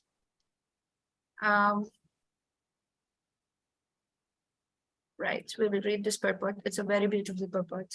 I'm now happy. I have everything in order. My bank balance is quite enough. I can now give my children enough estate. I'm now successful. The poor beggar sannyasis depend on God, but they come to beg from me. Therefore, I'm more than the supreme God. This is a typical mentality. These are some of the thoughts which engross the insanely attached householder who is blind to the passing of eternal time. Our duration of life is measured, and no one is able to enhance it even by a second against the scheduled time ordained by the supreme will. Such valuable time, especially for human beings, should be cautiously spent, because even a second passed away imperceptibly cannot be replaced, even in exchange of thousands of gold coins amassed by hard labor. Every second of human life is meant for making an ultimate solution to problems of life, that is, repetition of birth and death, revolving in the cycle of 8.4 million species, different species of life. The material body, which is the subject of birth and death, disease and old age, is the cause of all sufferings of the living being. Otherwise, the living being is eternal, is never born, nor does he ever die.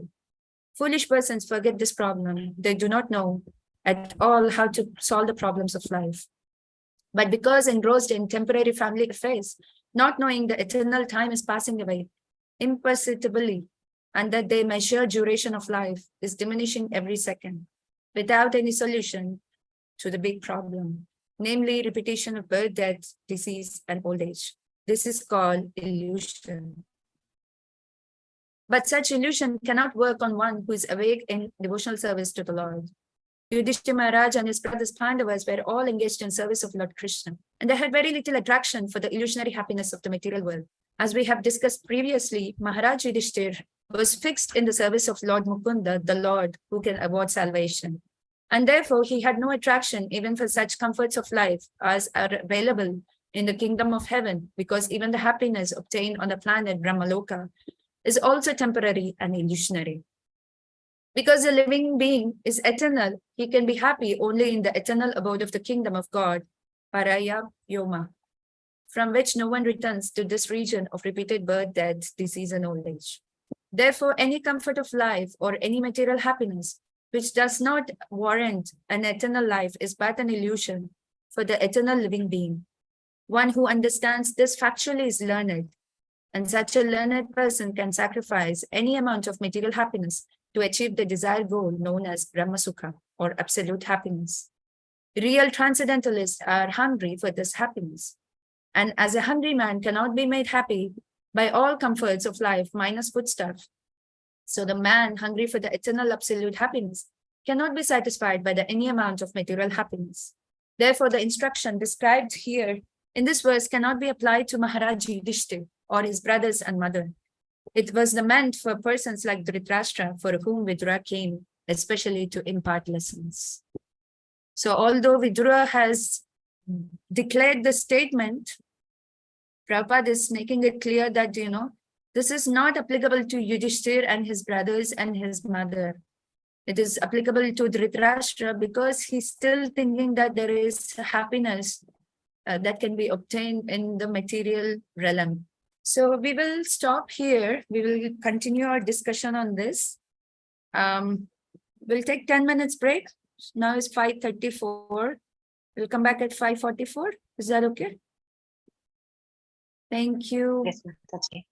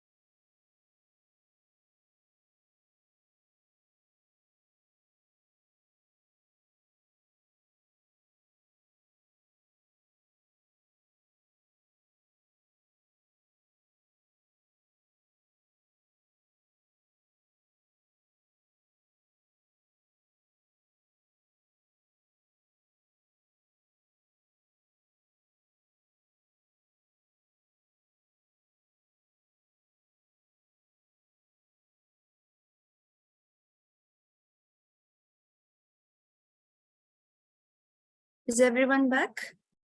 You can share.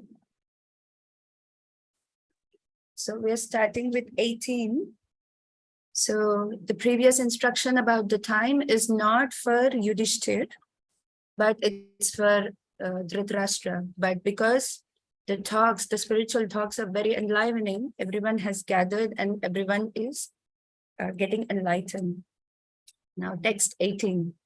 From this verse to the 28, in 10 verses, Vidura is going to heavily chastise Dhritarashtra. 18. Mahatma Vidura knew all this. Therefore, he addressed Dhritarashtra, saying, "My dear king, please get out of here immediately. Do not delay. Just see how fear has overtaken you." Now, Prabhupada mentions that, Vidura uses Dhritarashtra as king, the Rajan. Although he knew that Yudhishthira Maharaj is the king, but he's pointing out his attachment to the kingship, that how he always wanted to be king and how he got opportunities to be king. Still, he wanted to continue even after losing the entire battle and now being with the Yudhishthira Maharaj, under the care of Yudhishthira Maharaj. Still, he feels that he's king. So he already found this attachment, that he's very attached to the post and the designation and the post. And Prabhupada says that there's only one false king in this material world. And who is that? You will find it in almost to the end of the purport. It's a very interesting thing. Sorry.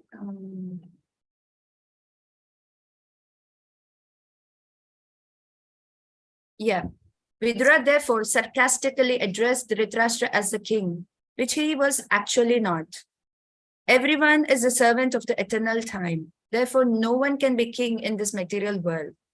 King means the person who can order.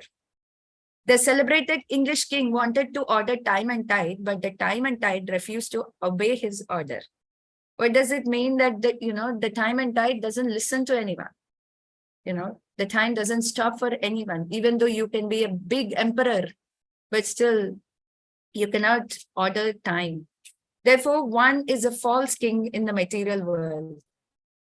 And Dhritarashtra was particularly reminded of this false position and the factual, fearful happenings which are already approached him at that time. Vidura asked him to get out immediately if he wanted to save from the fearful situation which was approaching him fast. He did not ask Maharaj Yudhishthir in that way because he knew that the king, like Maharaj Yudhishthir, is aware of all fearful situations of this flimsy world and would take care of himself. In due course, even though Vidura might not be present at that time. So Vidura already know the spiritual advancement of Yudhishthira Maharaj. So he was sarcastically saying Dhritarashtra to get out of this false identification, false position that identifying himself as the king. And in the Bhagavatam, we see 2nd Canto, 3rd chapter, 17th verse. Ayurarhati vaipumsam udyanastam chayanasu tasyarte yata kshanonitam uttama shloka vartaya. By every rising and setting of the sun, our lifespan is decreasing, except for one whose time is engaged in hearing the pastimes of the Supreme Personality of the Lord. That means the devotees are not affected by the time. Now, how do we understand that the devotees are not affected by the time, whereas the others are affected by the time? We also change numbers every year, isn't it? Our age keep going. But then how do we understand the statement of the Bhagavatam that time doesn't affect us? Anyone? Please. Yes, Mataji. Rukmini Mataji. Mataji, I heard in one of the lecture that when we hear the Srimad Bhagavatam or the glories of Krishna, that time doesn't include in our age. That is excluded. So Yamra doesn't, in the lecture of Hargas Nitai Simni Mataji, that time doesn't include in our age. So that is exclusive. So for that time, we are secure like this, I heard. Okay, thank you. Any others? Anyone else want to try? Since a devotee is engaged in the service of the Lord and Krishna continues to be the center of his or her existence, the external changes of which time causes are of no significance. Yes, that's a very important point. Yes, good. And otherwise also time is also a energy of Krishna. So once you are engaged in the direct service of Krishna, then it loses its importance because then you are not affected by it. Yeah, very nice. And I was also thinking of the point that, you know, how time doesn't affect us because we are returning back to the eternal life. You know, in eternal time, in eternal life, time is facilitating our service to the Lord, but it doesn't dictate on us, right? But for us now, the time is dictating. So this is what actually Dhritarashtra is unable to see. That time is dictating him. That, you know, he has seen generations are passing, he's becoming old, but his attachments are not going. It's becoming deeper and deeper and stronger and stronger. So Vidura is saying that, you know, now is the time. You think you are king? You're not a king. You have to get out of this false identification right now. 19. This frightful situation cannot be remedied by any person in this material world. My Lord, it is the Supreme Personality of Godhead as eternal time, Kala, that has approached us all. So Krishna's energy, the time, is very, very powerful potency of the Lord. Mataji, मैं class में हूँ. Sorry. It's a very powerful potency of the Lord, and we cannot even see how the time is passing in our lives, right? Although we think that we can actually understand the movements of the time, it's beyond our understanding. You will come across in the 3rd canto, 15th chapter, where the discussion of the Lord's time. And also time comes in the form of death for the non-devotees. Krishna says, I am the time, I'm the killer, right? And here, Prabhupada is also emphasizing on the same point that, no one wants to die, but death is sure. No one wants to get old, but old age is coming. And then even great demons like Hiranyakashipu, they were fighting, they were doing austerities, but they couldn't stop the force of the time to check them. When the time came, they left. So Vidura is saying that there is a frightful situation. What is this frightful situation? That you don't have so much time to appreciate the purpose of the life, to engage in bhakti. Whatever little time you have right now, use it, utilize it. 20. Whoever is under the influence of the supreme Kala, eternal time, must surrender his most dear life, and what to speak of other things, such as wealth, honor, children, land, and home. In the second canto again, Sukadeva Goswami states that persons who are devoid of Atma Tattva do not inquire into the problems of life. Why is it so? Because they're too much attached to the fallible soldiers. And what are some of the fallible soldiers? One's own body, the wife, the children, and many other things. And everything else. Although one is sufficiently experienced, they do see, but they still don't see. Pasyanapi na pasyati. So even here, Dhritarashtra also saw that his father came, his father left, his brother Pandu left, his sons were killed, many relatives, many soldiers were killed in the battle of Kurukshetra. But even a big pinch of renunciation hasn't come in the heart of Dhritarashtra. So now Vidura is telling that now you have to wake up, because what you are thinking, which is very dear to you, sooner or later it will be taken away. And Prabhupada gives 2-3 examples of the Indian scientist, how he's very busy in making plans, but all his achievements are gone with a flash of his time.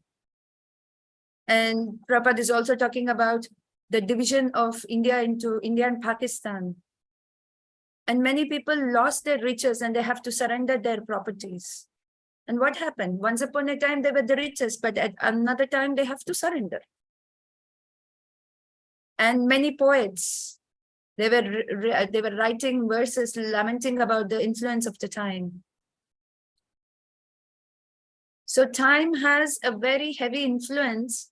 So what is the remedy? Remedy is to engage in devotional service and utilize in our human form of life. 21. Your father, brother, well-wishers, and sons are all dead and passed away. You yourself have expended the major portion of your life. Your body is now overtaken by invalidity, and you're living in the home of another. So he's bringing realities in front of Dhritarashtra. Because you see, Maharaj Yudhishthira was never taking care or never putting those realities before him. Maharaj Yudhishthira was very kind. He's taking care of them as his own parents. But Vidura understood if he's going to leave him, he's going to rot in a material existence. He will be continuing in this material existence.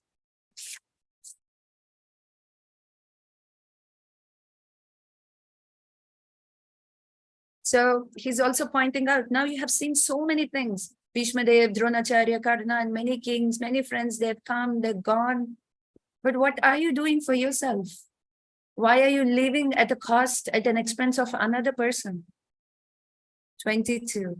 You have been blind from your very birth, and recently you have become hard of hearing. Your memory is shortened and your intelligence is disturbed. Your teeth are loose, your liver is defective, and you're coughing up mucus. So he's pointing out how he's undergoing the old age. What are the 6 stages of the human form of life, having births, taking births. It develops, stays for some time, creates other bodies, dwindles, and vanishes. It's a very popular story that we heard. One man, he's always going into the bank. Over 50 years, he's depositing money every month. He's going to the bank, he's putting the money into the account. After 50 years of the service, now he left the job and he's retired. Now he wants to go to the bank and he wanted to withdraw all the money that he's deposited over 50 years. Then he goes to the bank and he inquires and he finds out that he deposited the money in a wrong bank account. Then all the money is gone. 50 years of hard labor is gone. So we have to be intelligent and smart enough to invest in the right bank account. And what is the right bank account? Investing in our spiritual life. It doesn't mean that we should not take care of our responsibilities. Whatever responsibilities are on our shoulders, we have to be dutiful to them. But we have to also understand that is not the goal of our life. The goal of our life is to become Krishna devotee. So here Prabhupada is saying, saints and sages like Vidura approach such foolish men to awaken them to the real situation. But they take such sadhus and saints as parasites of society. And almost all of them refuse to hear the words of such sadhus and saints. Although they welcome show bottle sadhus and so-called saints who can satisfy their senses. Vidura was not a sadhu to satisfy ill-gotten sentiment of Dhritarashtra. He was correctly pointing out the real situation of life. How can one save oneself from such catastrophes? Prabhupada also says in one of the purports in Bhagavatam, in the society there are different associations, mercantile associations, there are associations for scientific, to get jobs, to get education, but there is no association to get help to get out of this material situation. But whereas ISKCON is exclusively cultured and it is focused on helping us to get out of this material association. So we don't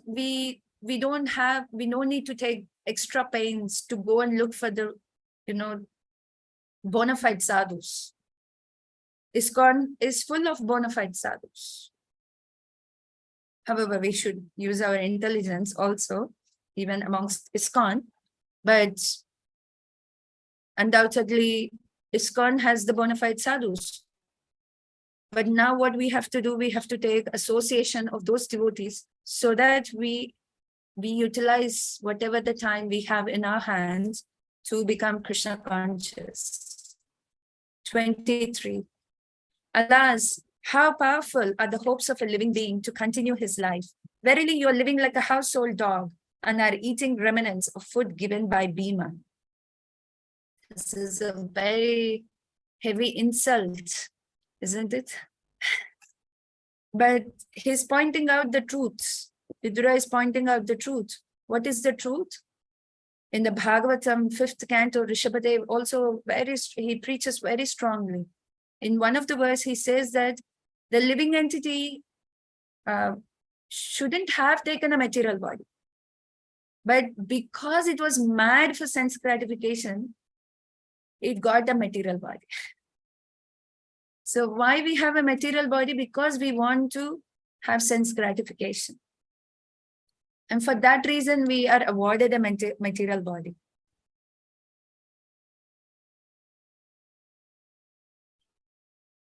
And here Prabhupada is glorifying the sadhu is not, he will speak the truth, the naked truth of life, so that he will make us aware of the precarious condition that's existing around us.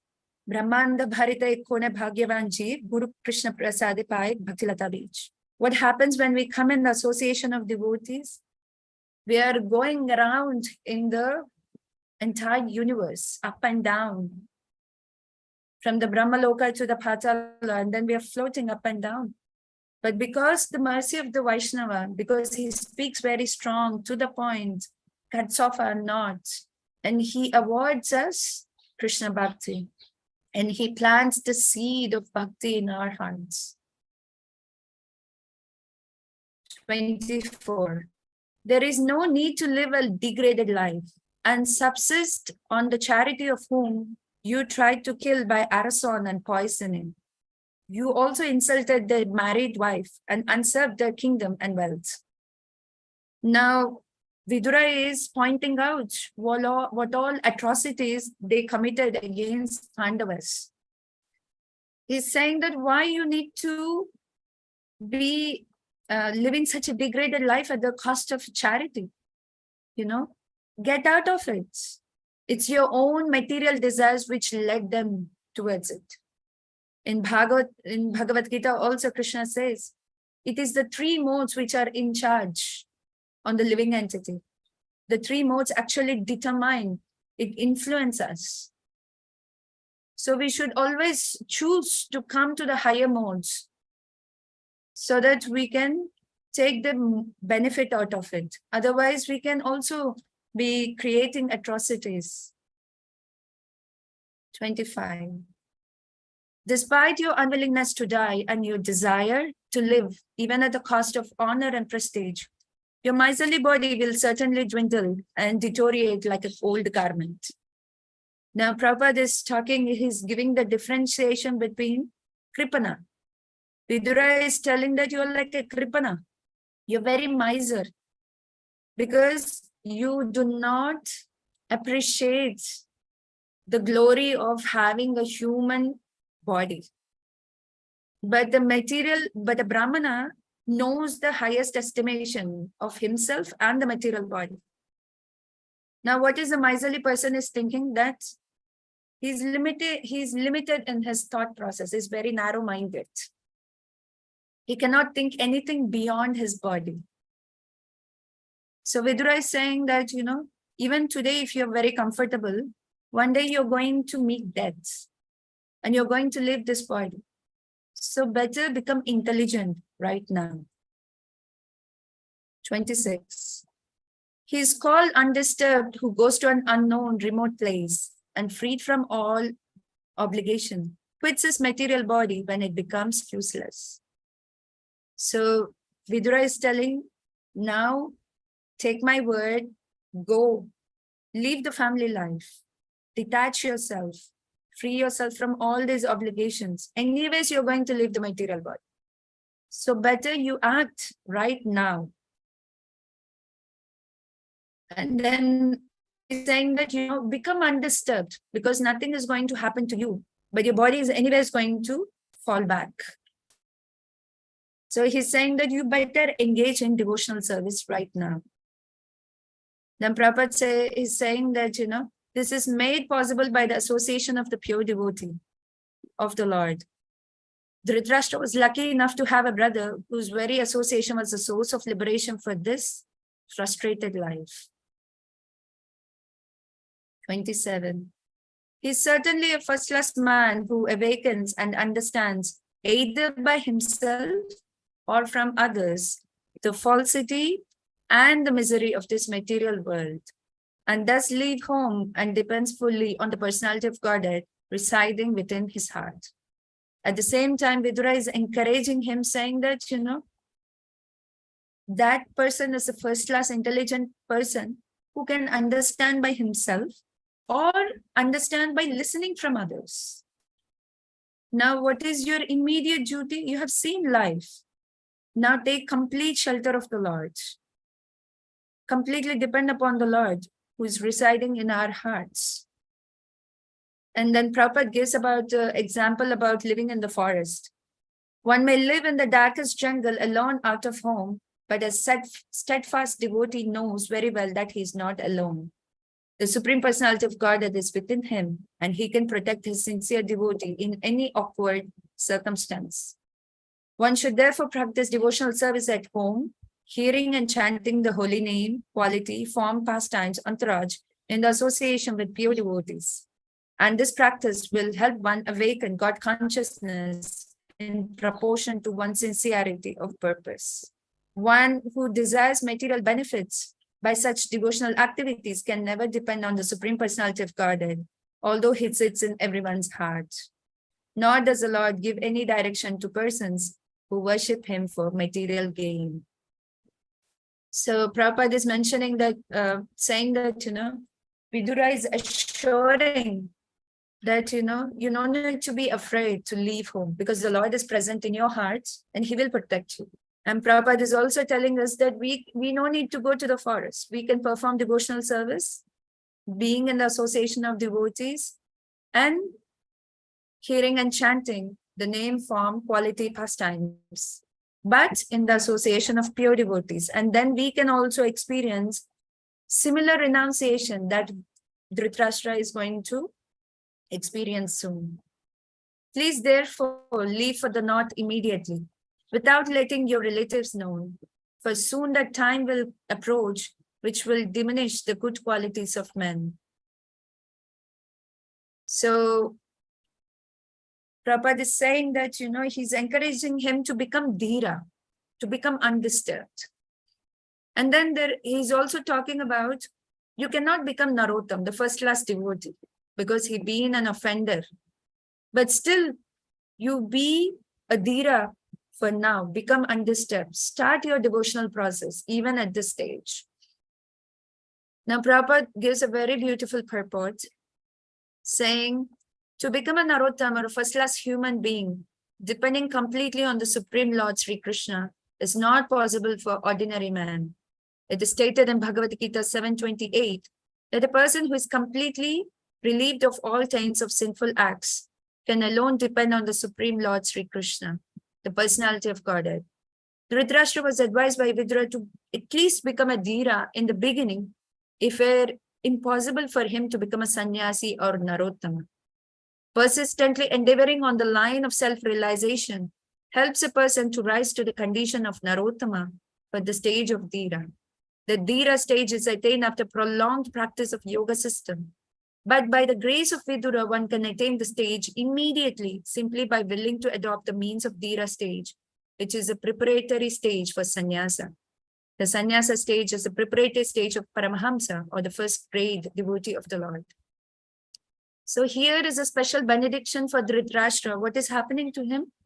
Even though he was not engaged in the yogic practice, by the mercy and the association of Vidura, there is renunciation in his heart and he moved to the stage of the dhira. But Vidura understood that he couldn't become Narottam because he's just beginning his devotional service. So here ends the Vidura chastising Dhritarashtra. Now, what is happening? 29 to 37, Dhritarashtra is leaving home and Maharaj Yudhishthira laments. 29. Now finally Dhritarashtra is quitting the home.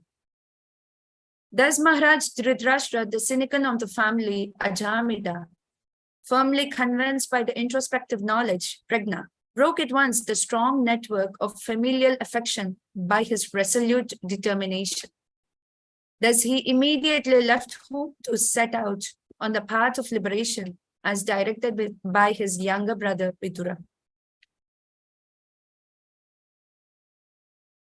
Now we will read a little bit in the purport. Lord Sri Chaitanya Mahaprabhu, the great preacher of the principles of Srimad Bhagavatam, has stressed the importance of association with sadhus, pure devotees of the Lord. He said that even by the moment's association with a pure devotee, one can achieve all perfection. We are not ashamed to admit that this fact was experienced in our practical life. Were we not favored by his divine grace, Srimad Bhakti Siddhanta Saraswati Goswami Maharaj, by our first meeting for a few minutes only, it would have been impossible for us to accept this mighty task of describing Srimad Bhagavatam in English. Without seeing him at that opportune moment, we could not have become a very great business magnate. We could have become a very great business magnate, but never would we have been able to walk the path of liberation and be engaged in the factual service of the Lord under the instructions of his divine grace. And here is another example by the action of Vidura's association with Dhritarashtra. Maharaj Dhritarashtra was tightly bound in the network of material affinities related to politics, economy, and family attachment. And he did everything in his power to achieve so-called success in his planned projects. But he was frustrated from the beginning to the end, so far as material activities are concerned. And yet, despite his life of failure, he achieved the greatest of all success in self-realization by the forceful instructions of the pure devotee of the Lord, who is a typical emblem of a sadhu. The scriptures enjoin, therefore, one should associate with sadhus only, rejecting all kinds of association. And by doing so, one will have ample opportunity to hear the sadhus, who can cut the pieces of bonds of illusionary affection in the material world. It is a fact that the material world is a great illusion because everything appears to be a tangible reality, but at the very next moment evaporates like a dashing foam on the sea, or a cloud in the sky. Have you observed the clouds in the sky? For a moment they're there, and in the very next moment they're gone. So Prabhupada is saying that life is like that, at the moment we will see there's a cloud or there is a dashing foam in the sea, but it's gone. So Prabhupada is giving his own example, glorifying the association of his divine grace, Bhakti Siddhanta Saraswati Thakur, saying that, otherwise Prabhupada would have been a business magnate, but then his spiritual master directed him towards the factual service of the Supreme Personality of Godhead. And we ourselves also, we have seen how our lives had different goals and aspirations, but just being in the association of the devotees, our life, purpose and priorities are changing, isn't it? So there are some gifts of the sadhus. What are some gifts of the sadhus? They teach us how to become a devotee. They teach us how to worship the Lord. And they teach us how to be a sincere servitor of the Lord. These are some of the gifts of the sadhus. And when is renunciation successful? Renunciation is successful when our energy will be employed completely in the Lord's service. Otherwise, our renunciation wouldn't be successful. Now we see in this example of Dhritarashtra, there is a change of heart and he is renounced because he is inclined to get onto the path that is suggested by Vidura. He is in the beginning stage of his devotional service now. 30. The gentle and chaste Gandhari, who was the daughter of King Subala, or Kandahar or Gandhara, followed her husband, seeing that he was going to Himalayan mountains, which are a delight of those who have accepted the staff of renounced order, like fighters who have accepted a good lashing from the enemy. So Gandhari is also following Dhritarashtra now. Of course, Dhritarashtra didn't ask Gandhari to come, but she decided to move on. 31. Maharaj Yudhishthir, whose enemy was never born, performed his daily morning duties by praying, offering fire, sacrifice to the sun god, offering obeisances, grains, cows, land, and gold to the Brahmanas. He then entered the palace to pay respects to the elderly. However, he could not find his uncles or aunt and the daughter of King Subala. So that means that Dhritarashtra and Gandhari, they left in the mid of the night without telling anyone. So Yudhishthir Maharaj, he did his morning ceremonies. Then he came to the quarters of Dhritarashtra to find, but Dhritarashtra and Gandhari was missing out of the scene. Maharaj Yudhishthir, full of anxiety, turned to Sanjaya, who was sitting there, and said, "Oh Sanjaya, where is our uncle who is old and blind?" Now, out of genuine anxiety, Yudhishthir is asking, "What happened to my uncle? Where is my uncle and aunt gone? Where is my well-wisher uncle Vidura and mother Gandhari, who is very affiliated due to her all sons' demise. My uncle Dhritarashtra was also very mortified due to the death of all sons and grandsons. Sorry. Undoubtedly, I am very ungrateful. Did he therefore take my offenses very seriously and along with his wife drown himself in the Ganges? Now, Yudhishthira Maharaj is thinking that, this is because of my misdeeds and because of my actions. Dhritarashtra left home and he is getting into lamentation. He's lamenting, he started to lament, saying that it's all because of me. It's because of me that, such a thing has happened to Gandhari and Dhritarashtra. They're undergoing pain because of me. 34. When my father Pandu fell down and we were all small children, these two uncles gave us protection from all the kinds of calamities. They were always our good well-wishers. Alas, where have they gone from here? So we know the name of Yudhishthir. One other name is he never had any enemies. What does it mean? That he never sees anyone as enemies. He even expressing his gratitude, when my father was not there, when we were children, it's our uncles who has taken care of us. This is the heights of the expression of his gratitude. Now he's lamenting that where have they gone? Sutta Goswami said, because of compassion and mental agitation, Sanjaya, not having seen his own master, Dhritarashtra, was aggrieved and could not properly reply to Maharaj Yudhishthir. So we have seen how Sanjaya was always a constant companion of Dhritarashtra. But Dhritarashtra didn't even inform Sanjaya. He just left in the middle of the night. So Sanjaya was also full of compassion and he was agitated. Now he couldn't properly reply Maharaj Yudhishthir. First, he slowly pacified his mind by intelligence and wiping away his tears and thinking of the feet of his master, Dhritarashtra, he gave reply to Maharaj Yudhishthir.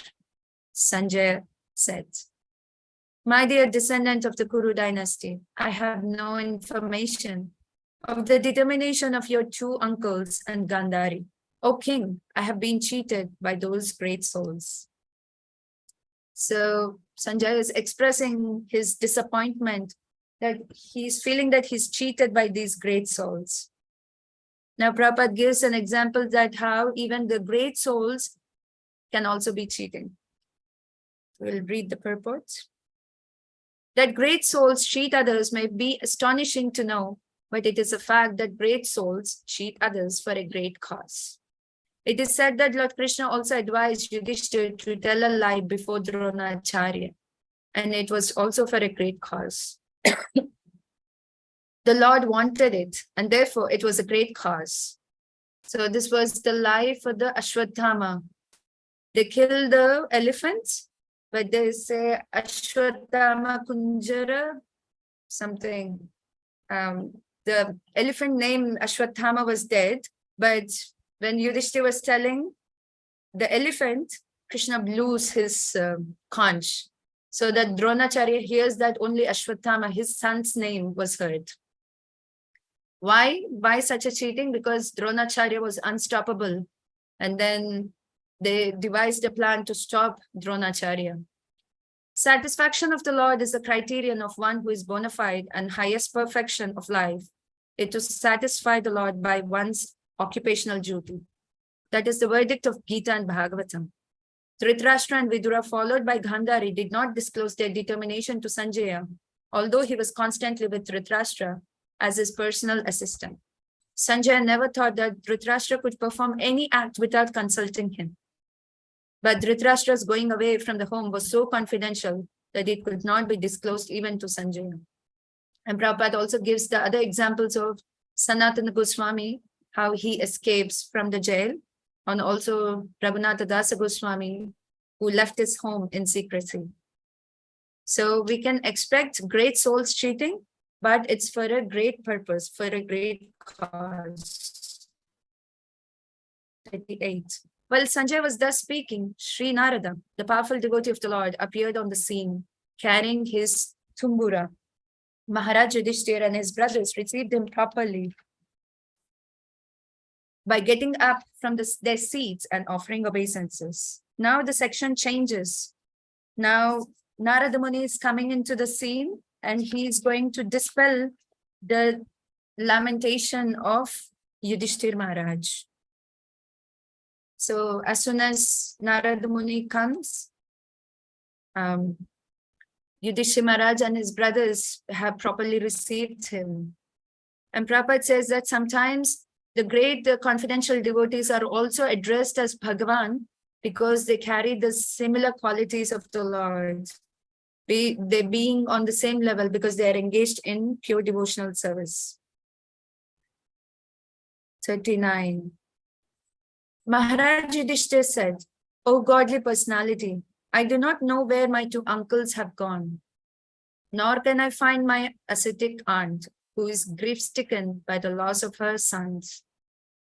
So Yudhishthira is expressing already his agony that, his uncles were missing out of the house, and also he's worried about Gandhari. And she is an ascetic. She's a yogini, she's very powerful. And Prabhupada says that such a character in a woman is rarely found. So that's why they're addressing with a lot of respect. Text 40. You are like a captain of a ship in a great ocean. You can direct us to our destination. Thus address the godly personality, Devarshi Narada, greatest of the philosopher devotees, began to speak. You remember from the third chapter, in the beginning, when they're addressing Sutta Goswami, similar verse has come. Anyone remembers this verse? Addressing Sutta Goswami as the captain. Maybe this is in the first.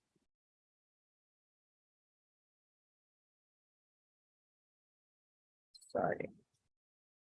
That how Sutta Goswami is also the captain of the ship. And why is the captain of the ship is necessary? Because even though it's a great ocean and left out, only the captain can take them in the right direction, right? Without the captain, they're lost in the big ocean, in the great ocean. So the spiritual master is always is the captain of the ship, and the favorable winds are they know how to turn to the favorable winds of the bhakti and take us to the destination. Prabhupada writes in a very important statement. A pure devotee of the Lord can give us the direction towards other end of the Nisians. Devarshi Narada used to visit the palace of Maharaj Yudhishthira because the Pandavas were all pure devotees of the Lord. And the Devarshi was always ready to give them good counsel whenever needed. So they are asking for, again, guidance now. Sri Narada said, "O pious king, do not lament for anyone, for everyone is under the control of the Supreme Lord. Therefore, all living beings and their leaders carry on the worship to be well protected. It is He only who brings them together and disperses them." So he's telling that although you are the king, but understand that it is Krishna who is going to protect, because everyone is under the control of the Supreme Lord. And anyone who is under the devotional service, they are well protected. And he's also stating that, it is only by the will of the Lord we come together and we disperse. And the example of the dry stalks come together in the river, and in the due course of time they're separated. Why they come together, why they're dispersing, is because the Lord is bringing them together and then they're dispersing. Now, In the purport, you can see a living being is placed in a particular position by the order of the Supreme Lord, and he's again shifted from one place by the order of the Supreme Lord or his authorized agents. Brahma, Shiva, Indra, Chandra, Maharaj Yudhishthir, or in the modern history, Napoleon, Akbar, Alexander, Gandhi, Subhash, Nehru, are all servants of the Lord. They're placed in and removed from their respective positions by the supreme will of the Lord. None of them is independent. Even though such men and leaders rebel so as not to recognize the supremacy of the Lord, they're put under still more rigorous laws of material world by different miseries. So Narada Muni is saying that, you no need to regret. This is all by the arrangement of the Supreme Lord, that now Dhritarashtra has left the home. As a cow born through the nose by a long rope is conditioned, so also the human beings are bound by different Vedic injunctions and are conditioned to obey the orders of the Supreme. Have you ever seen there is a bull and then the bull has the ring and it is tied and it is tied to the pole, right?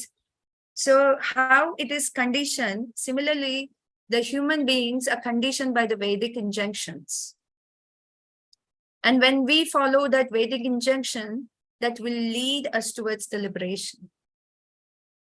That's why there are so many rules and regulations. And this conditioning is there so that we learn how to obey to the Supreme Lord. Like if you're domesticating any animals, initially it's very difficult to domesticate animals, right? But over a period of time, you will put the chain, you will domesticate, you will do different tricks. And finally, it will listen to you, right? In the beginning, yes, Kishori Mataji. Yes, Mataji. You're breaking. Yes. कुछ signal की problem आ रही है. नहीं, now you're clear. Please go ahead.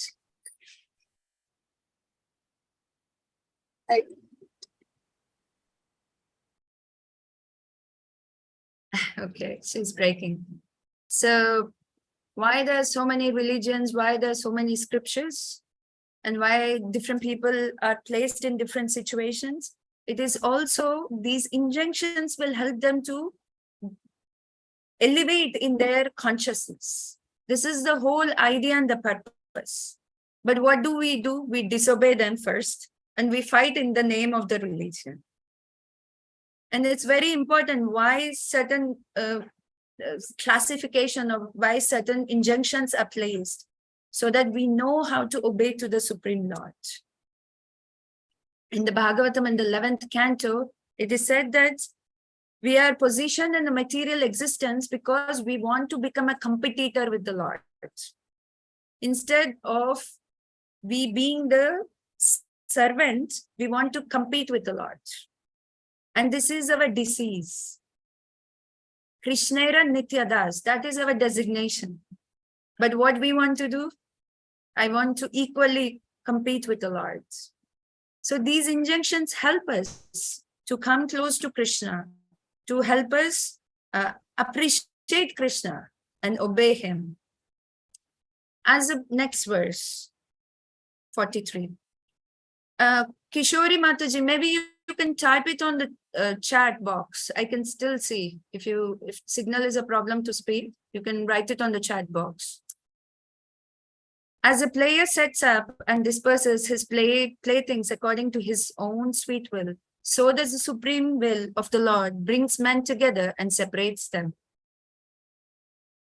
So here, Prabhupada gives an example of a rich man. A rich man gets his son born with a silver spoon in his mouth. But the child who came as the rich man's son deserves such a place. And therefore, he is placed there by the will of the Lord.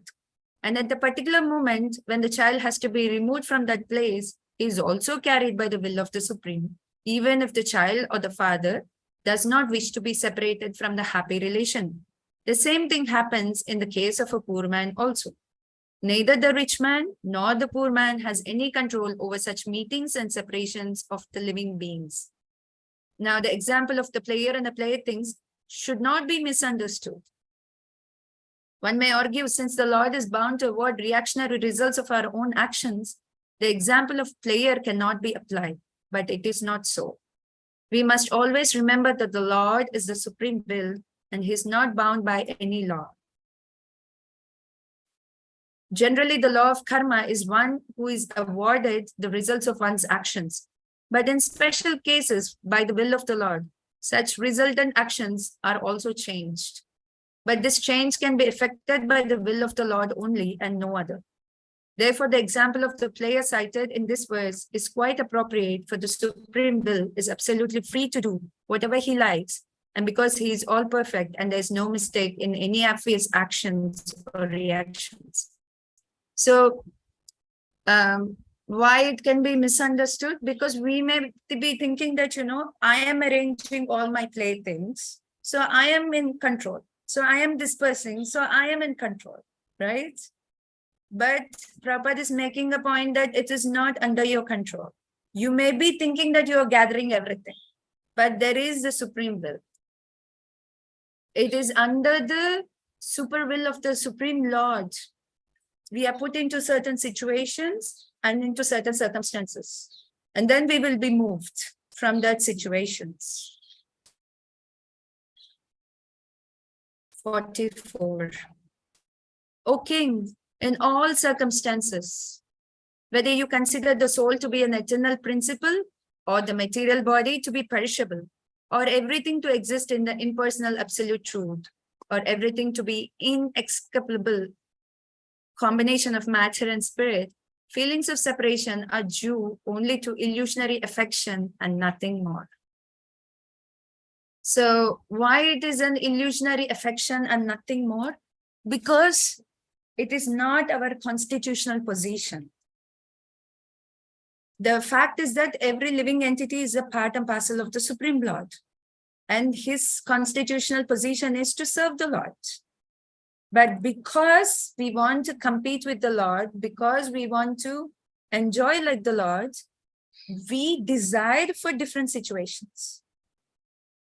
And then we are put into those different situations. That's why, although we are in different situations because of our own will, this is not our eternal constitution. And because this is not our eternal constitution, it is illusionary.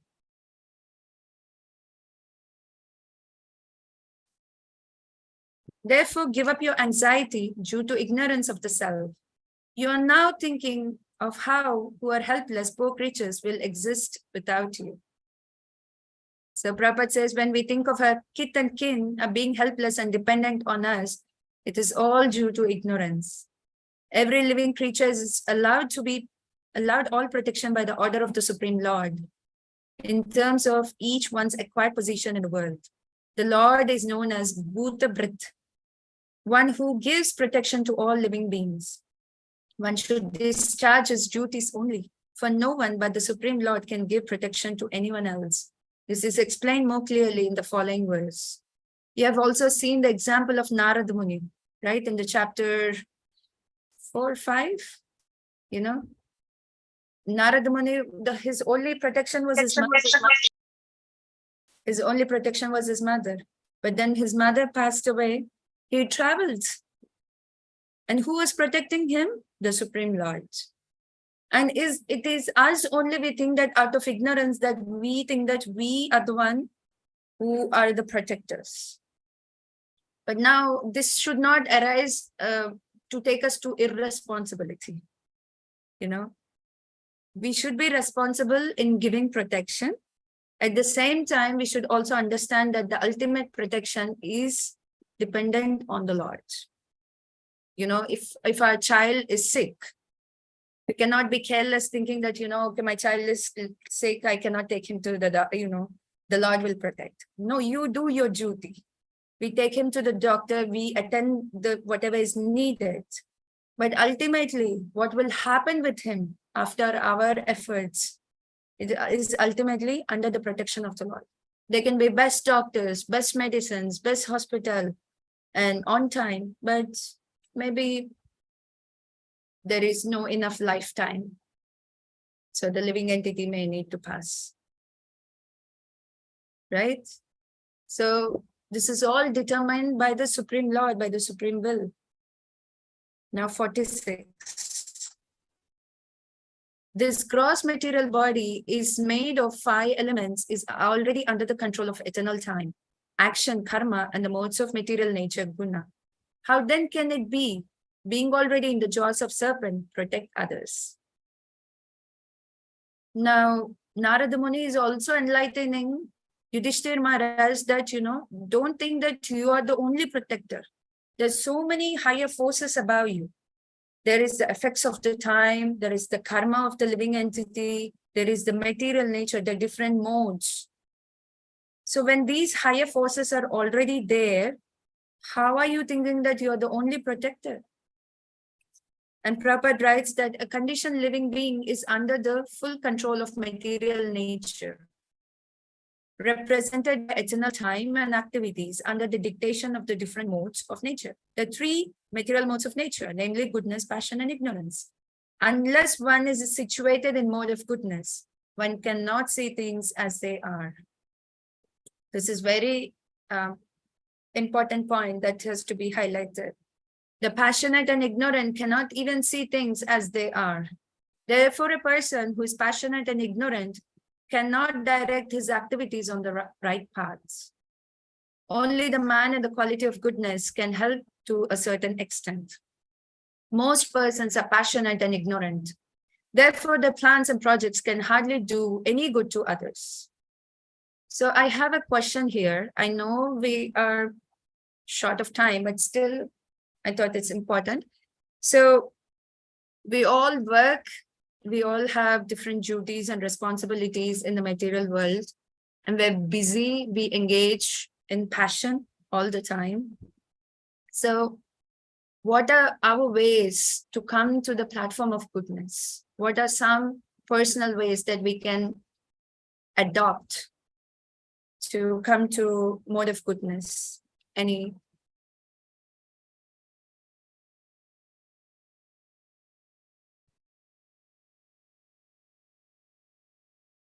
Yes, Rukmini Mataji. Mataji, in saying, I was thinking it is very easy that to sleep early, to get up early, to be do our spiritual activities in the morning, to plan our things like that. We know that in the morning hours, mode of goodness is there. Then in the daytime, passion is there. Then the ignorance. So we should lead our life like this, and we can follow Shuchi Muchi. This also helps a lot. Make our environment clean, do our internal but sadhana so good, so it also help us to be in mode of goodness. So many things are there, Mataji, but in speaking only.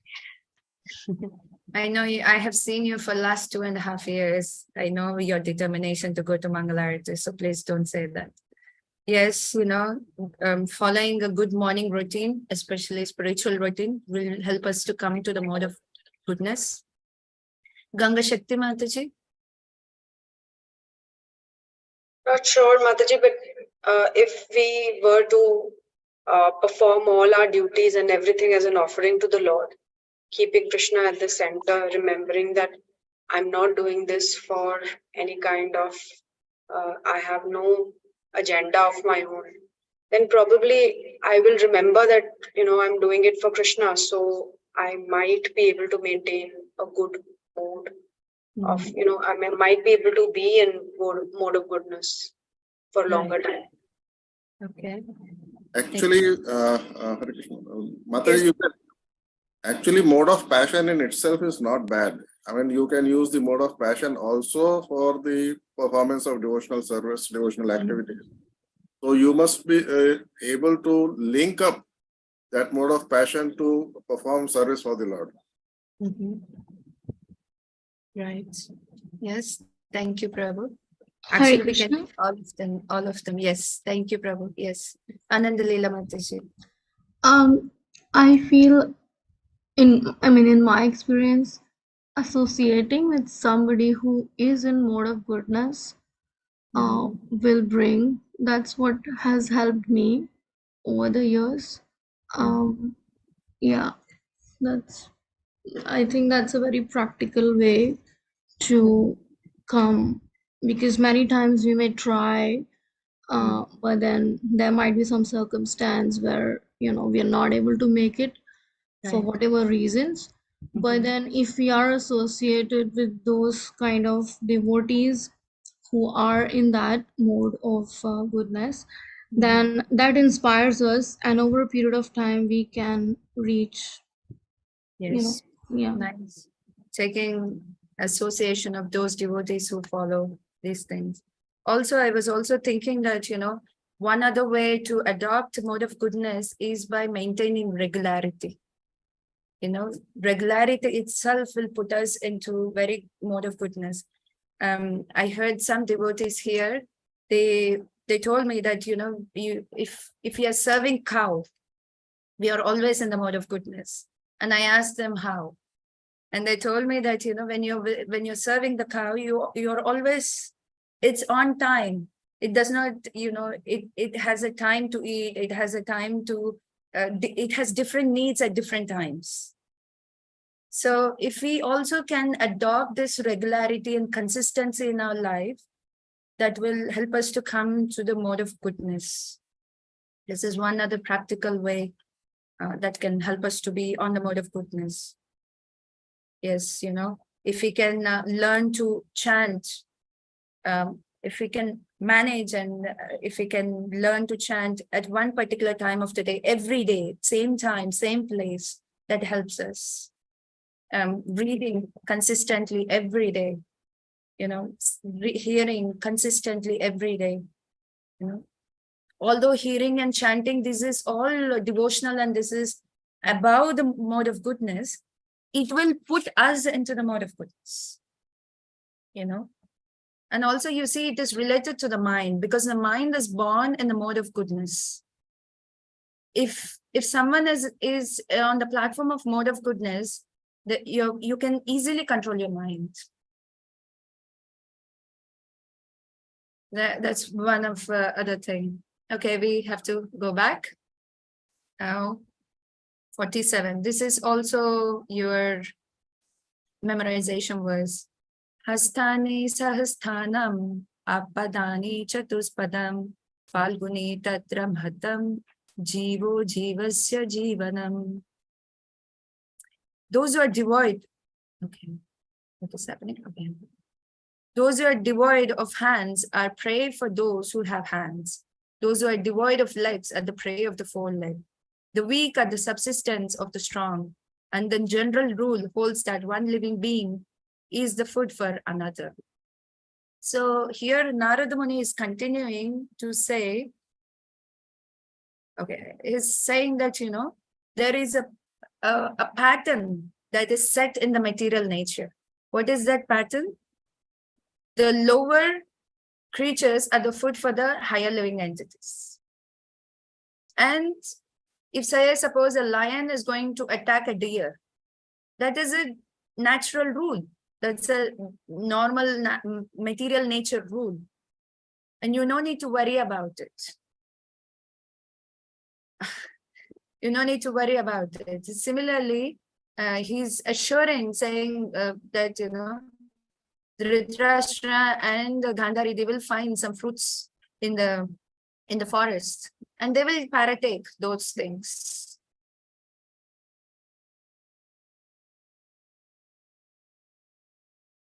So 48. Therefore, O king, you should look to the Supreme Lord only, who is one without a second, who manifests himself by different energies and is both within and without. So he's telling that, you know, the Lord is existing, the Lord is pervading. So, you know, you worship the Lord and appreciate, you know, the will of the Lord, how he's happy, what is happening here. And not to be disturbed by this so-called happiness and distress, but you execute the Lord's mission. Now here we see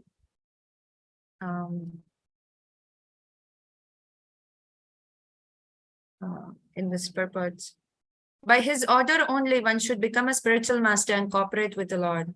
One should not become a spiritual master for one's personal benefit or for some material gain or as an avenue of business or occupation for earning livelihood. Bona fide spiritual masters who look onto the Supreme Lord to cooperate with him are actually qualitatively one with the Lord.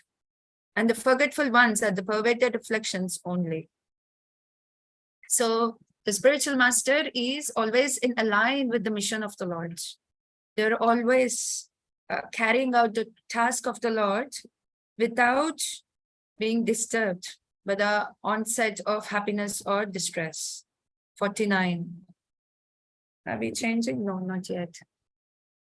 That Supreme Personality of Godhead, Lord Sri Krishna, in guise of all devouring time, Kalarupa, has now descended to the earth to eliminate the envious of the world.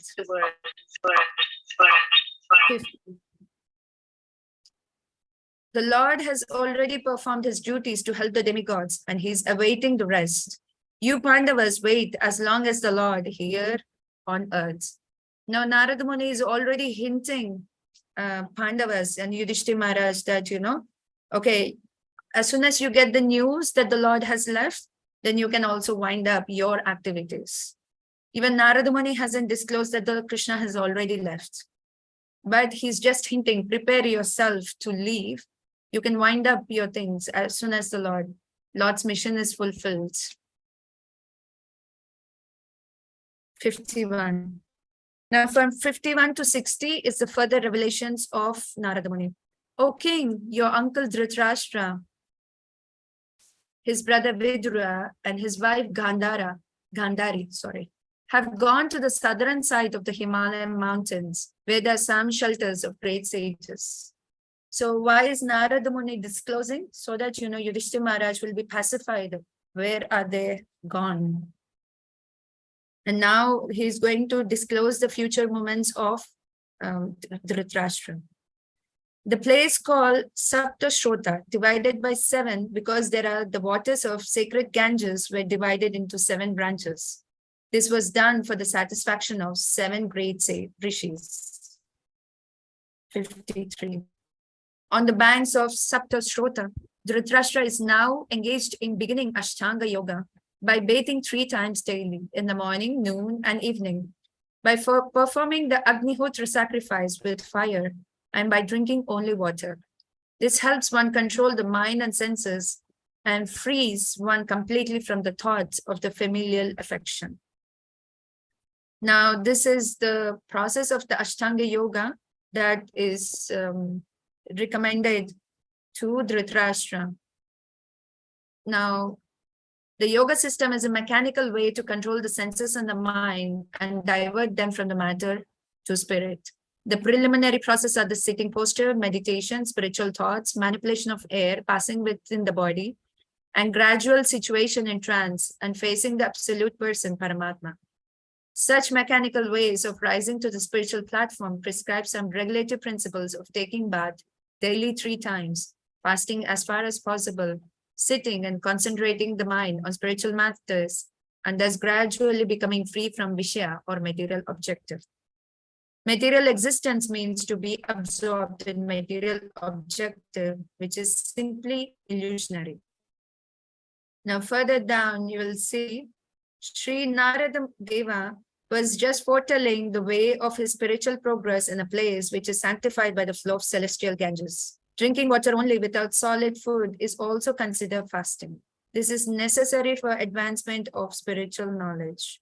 A foolish man wants to be a cheap yogi without observing the regulative principles. A man who has no control over the tongue at first can hardly become a yogi. Yogi and bogi are 2 opposite terms. The bogi of the merry man who eats and drinks cannot be a yogi, for a yogi is never allowed to eat and drink unrestrictedly.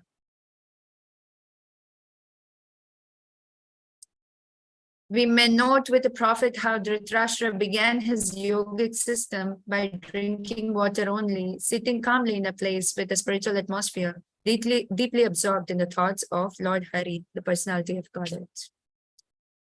So there is a change and there is a progression in Dhritarashtra. One who has controlled the sitting postures, the yogic asanas, and the breathing process can turn the senses towards the absolute personality of Godhead and thus become immune to the contaminations of the mode of material nature, namely mundane goodness, passion, and ignorance. So basically, when someone performs all these activities, they get rid of the passion and ignorance, and they're situated in a mode of goodness, ideally. 55. Dhritarashtra will have to amalgamate his pure identity with intelligence and then merge into the Supreme Being with knowledge of his qualitative oneness as a living entity with the Supreme Brahman.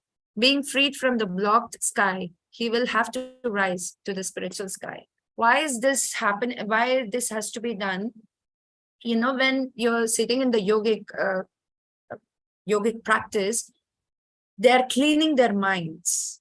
What is happening in the mind? The mind is tainted with the fruitive activities over years of our activities that done in the lifetime. So when someone performs this kind of yogic practice, they're actually cleaning their minds. And then this cleanse of the mind is cleansed and the consciousness is also not clean. So they both get cleared and then they are elevated in their consciousness. And now Narada Muni is saying that, you know, he will dissolve his misidentifications, and then he will see him as the servant of the Lord. 56.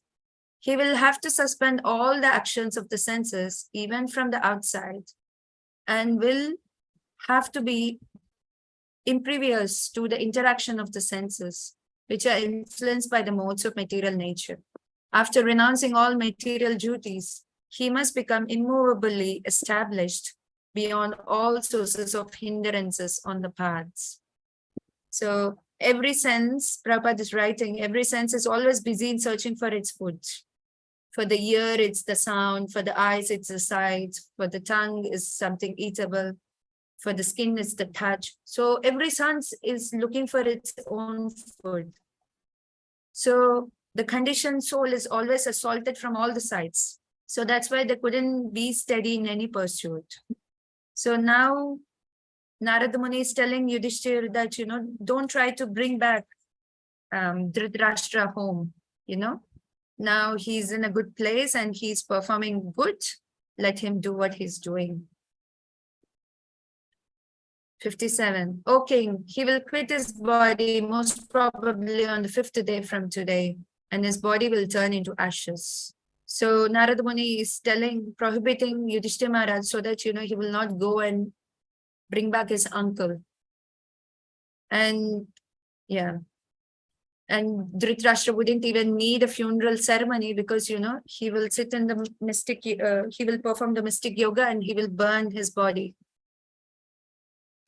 58. While outside observing her husband, who will burn in the fire of mystic power, along with his thatched cottage, his chaste wife will enter the fire with rapt attention. So now Narada Muni is telling about Gandhari. You know, you no need to worry about Gandhari because, you know, you're thinking that, okay, my uncle will leave the body, then what will happen to my aunt Gandhari?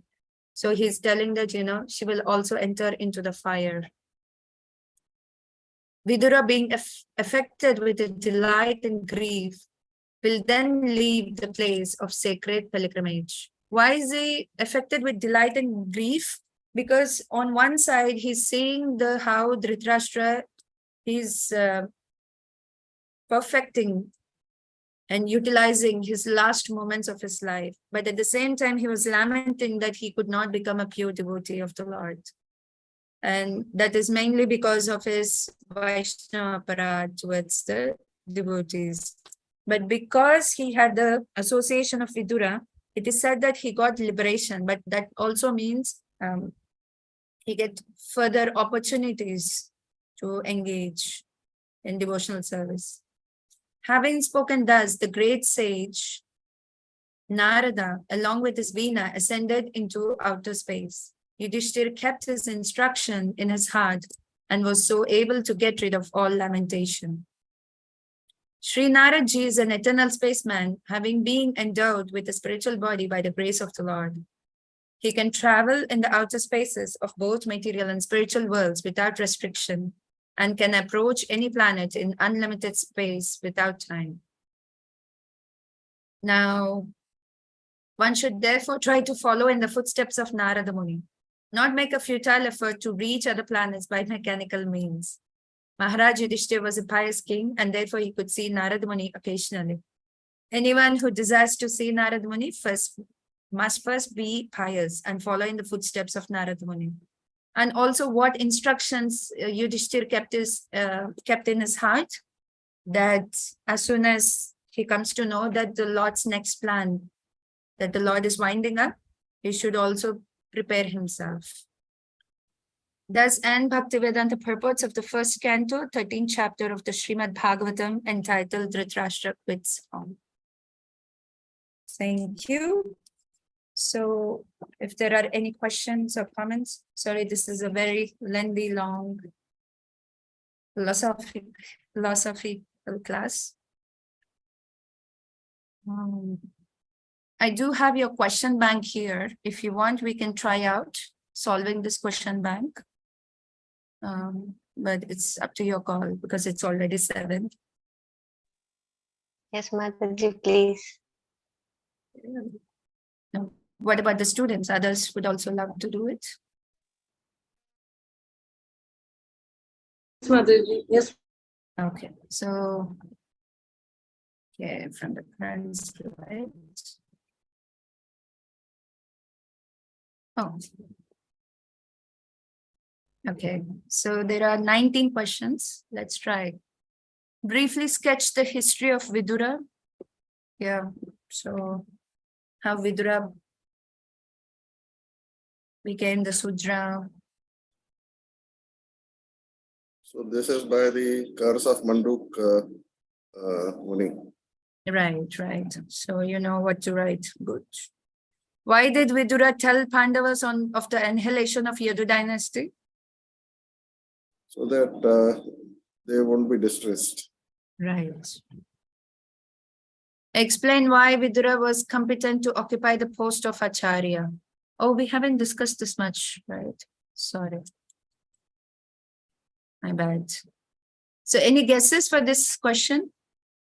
Explain why Vidura was competent to occupy the post of Acharya. Yes, Priya Satyabhama Mataji.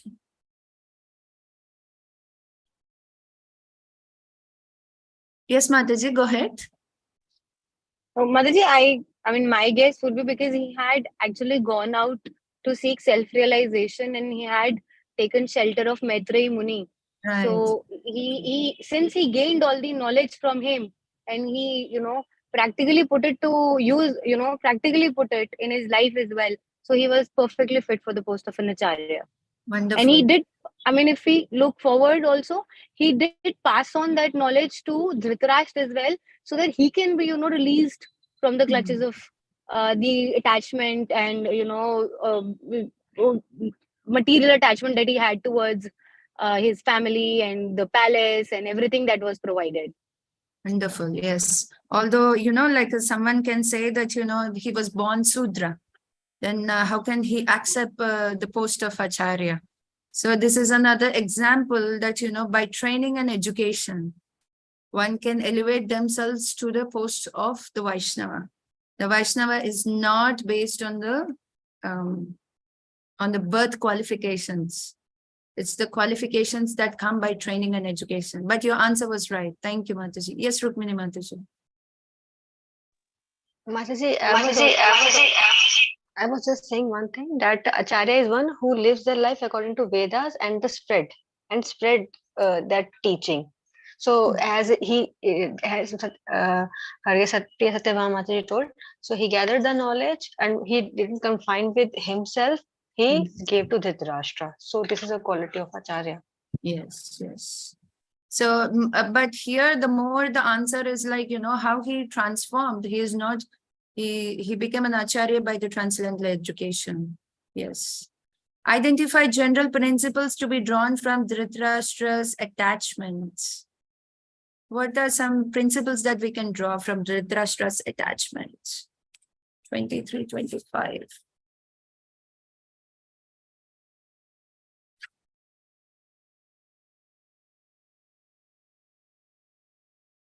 Oh, yeah.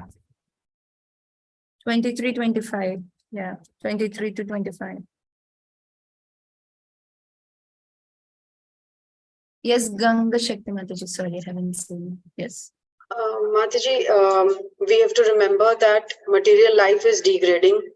And so we have to, our aim in life should be to give up this material existence and go back to Godhead. Also that whether we like it or not, eventually we will have to do it because as time, Krishna will obviously take away everything. But upliftment is that we do it before we die. So the art of dying before dying.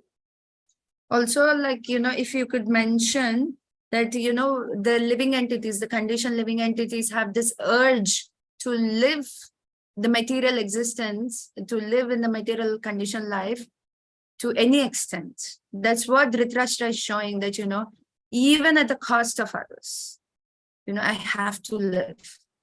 Despite of all the not favorable situations, although he has favorable situations, but, it's also not favorable because, that's the time to renounce and move on, but he's living at the cost of the charity of the Pandavas.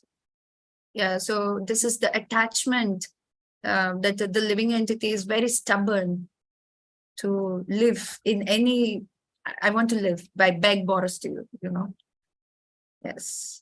But the points you said are also can be included, but I'm just adding because we have to address to the verses. So, and that's why I'm pointing out. Why was Yamaraj anxious to appear as Vidura? Because Yamaraj was very busy in his present job, and he wanted to, preach and do devotional activities.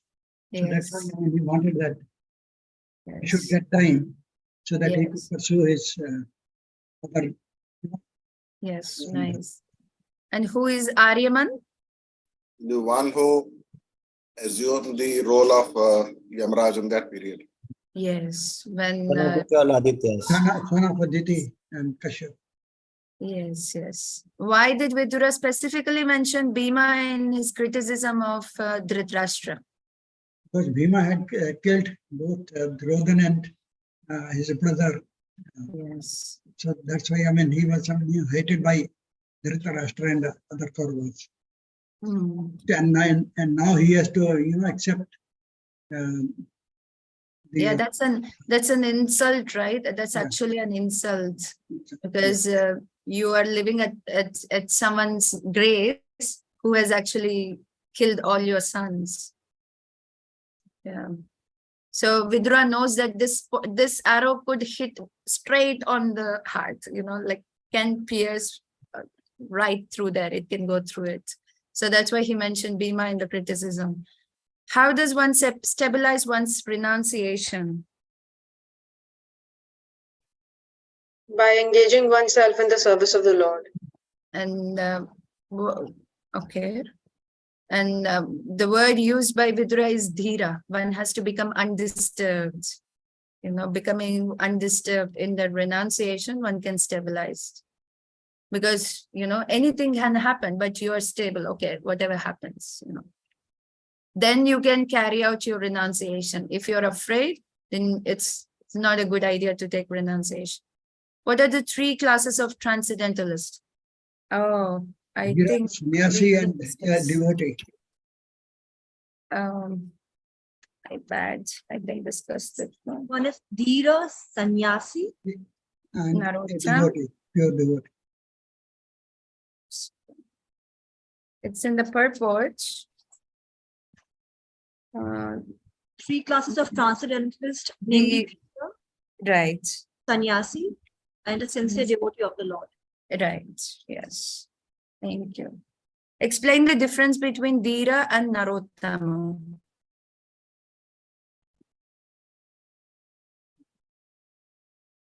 Dhira is the beginning stage. Mhm. Whereas Narottam is the topmost. Right. He is a perfected devotee and Dhira is undisturbed and is at the beginning of the process. Why did Maharaj Yudhishthir think himself ungrateful?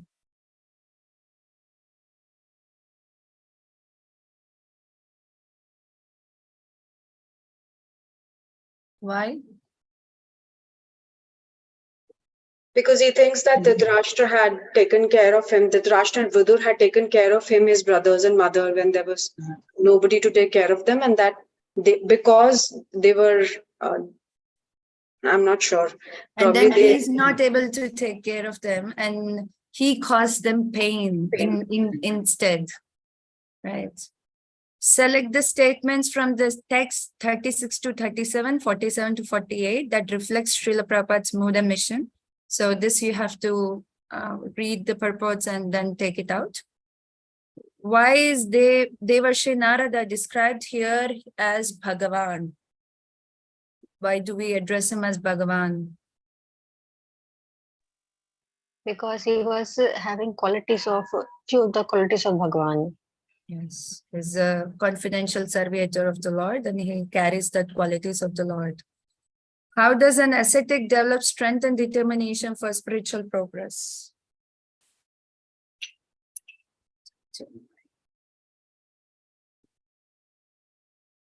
he's never disturbed by the suffering and the changes of the material world. Right.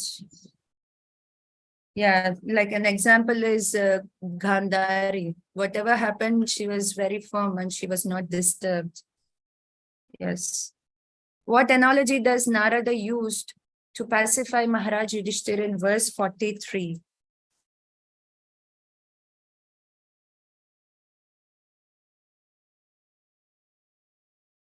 The analogy of the player displaying his playthings. No, that was next. No, this is the cow. Oh, yeah, the player display setups and this person's playthings. Right. And why is this example of player suitable in this analogy?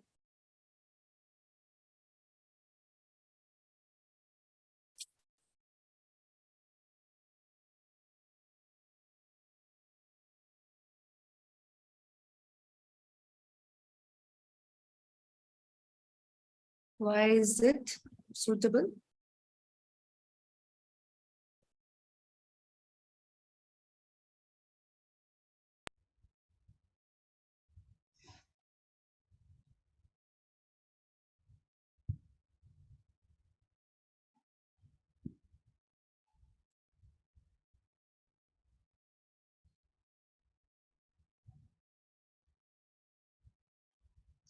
Because in the purport it says that like the supreme will is absolutely like he's free to do whatever he likes, and that Prabhupada writes, therefore the example of the player cited in this verse is quite appropriate, for the supreme will is absolutely free to do whatever he likes. So yeah. Give 2 reasons why Narada said we can't protect others. 45 and 46. What were the 2 reasons?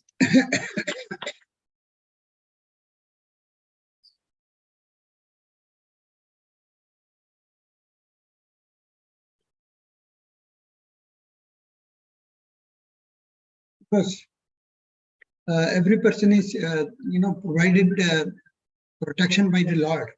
Right. That's one reason. And the second? We are ourselves in danger. How can we protect anyone else? Right. Wonderful. Yes. In what 3 ways does the Lord rectify the conditioned souls?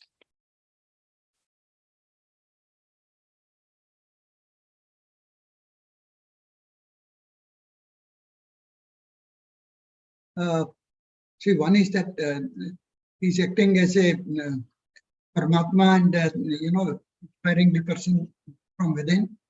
And as spiritual master, Right. as a representative of the Lord, it helps the person from without. And then the Shastras. Yes, thank you, Prabhu. Why wasn't Vidura able to turn Dhritarashtra into pure devotee? Hence, because of the offenses that is. Yes, because he was the offender. He was offended the Pandavas. So the only question that you have to deeply look into again is the question 12. Select the statements reflecting Srila Prabhupada's mood and mission. So we close here. Thank you so much. And please do forgive me for my shortcomings. And it was an opportunity to associate with you all, honored and grateful. And if you have seen any bad, that's because of my own shortcomings. Any good, that's mercy of the Vaishnavas and my Guru. And yes, all the best. And it's such a wonderful journey of yours. You know, I really appreciate studying Bhagavatam. You know, really nice to be in Bhakti Vaibhava and then continuing all the. It's not just for the titles, but the cantos and in the association of devotees and the change of consciousness that I had a little, not much, because I was very inattentive. But yeah. But thank you for this opportunity. I'm so grateful for each one of you. And for Rukmini Mataji, Rasal Prabhu, Sitarani Mataji also for trusting me and giving me this opportunity. Thank you. Hare Krishna. Thank you, Mataji. Wonderful. Thank you so very much, Mataji. It is really a good fortune that you agreed, and in a short time you were able to come and you taught us very nicely. I really you were saying the change of consciousness that of course I'm not very intelligent, but yes, I can also feel the little.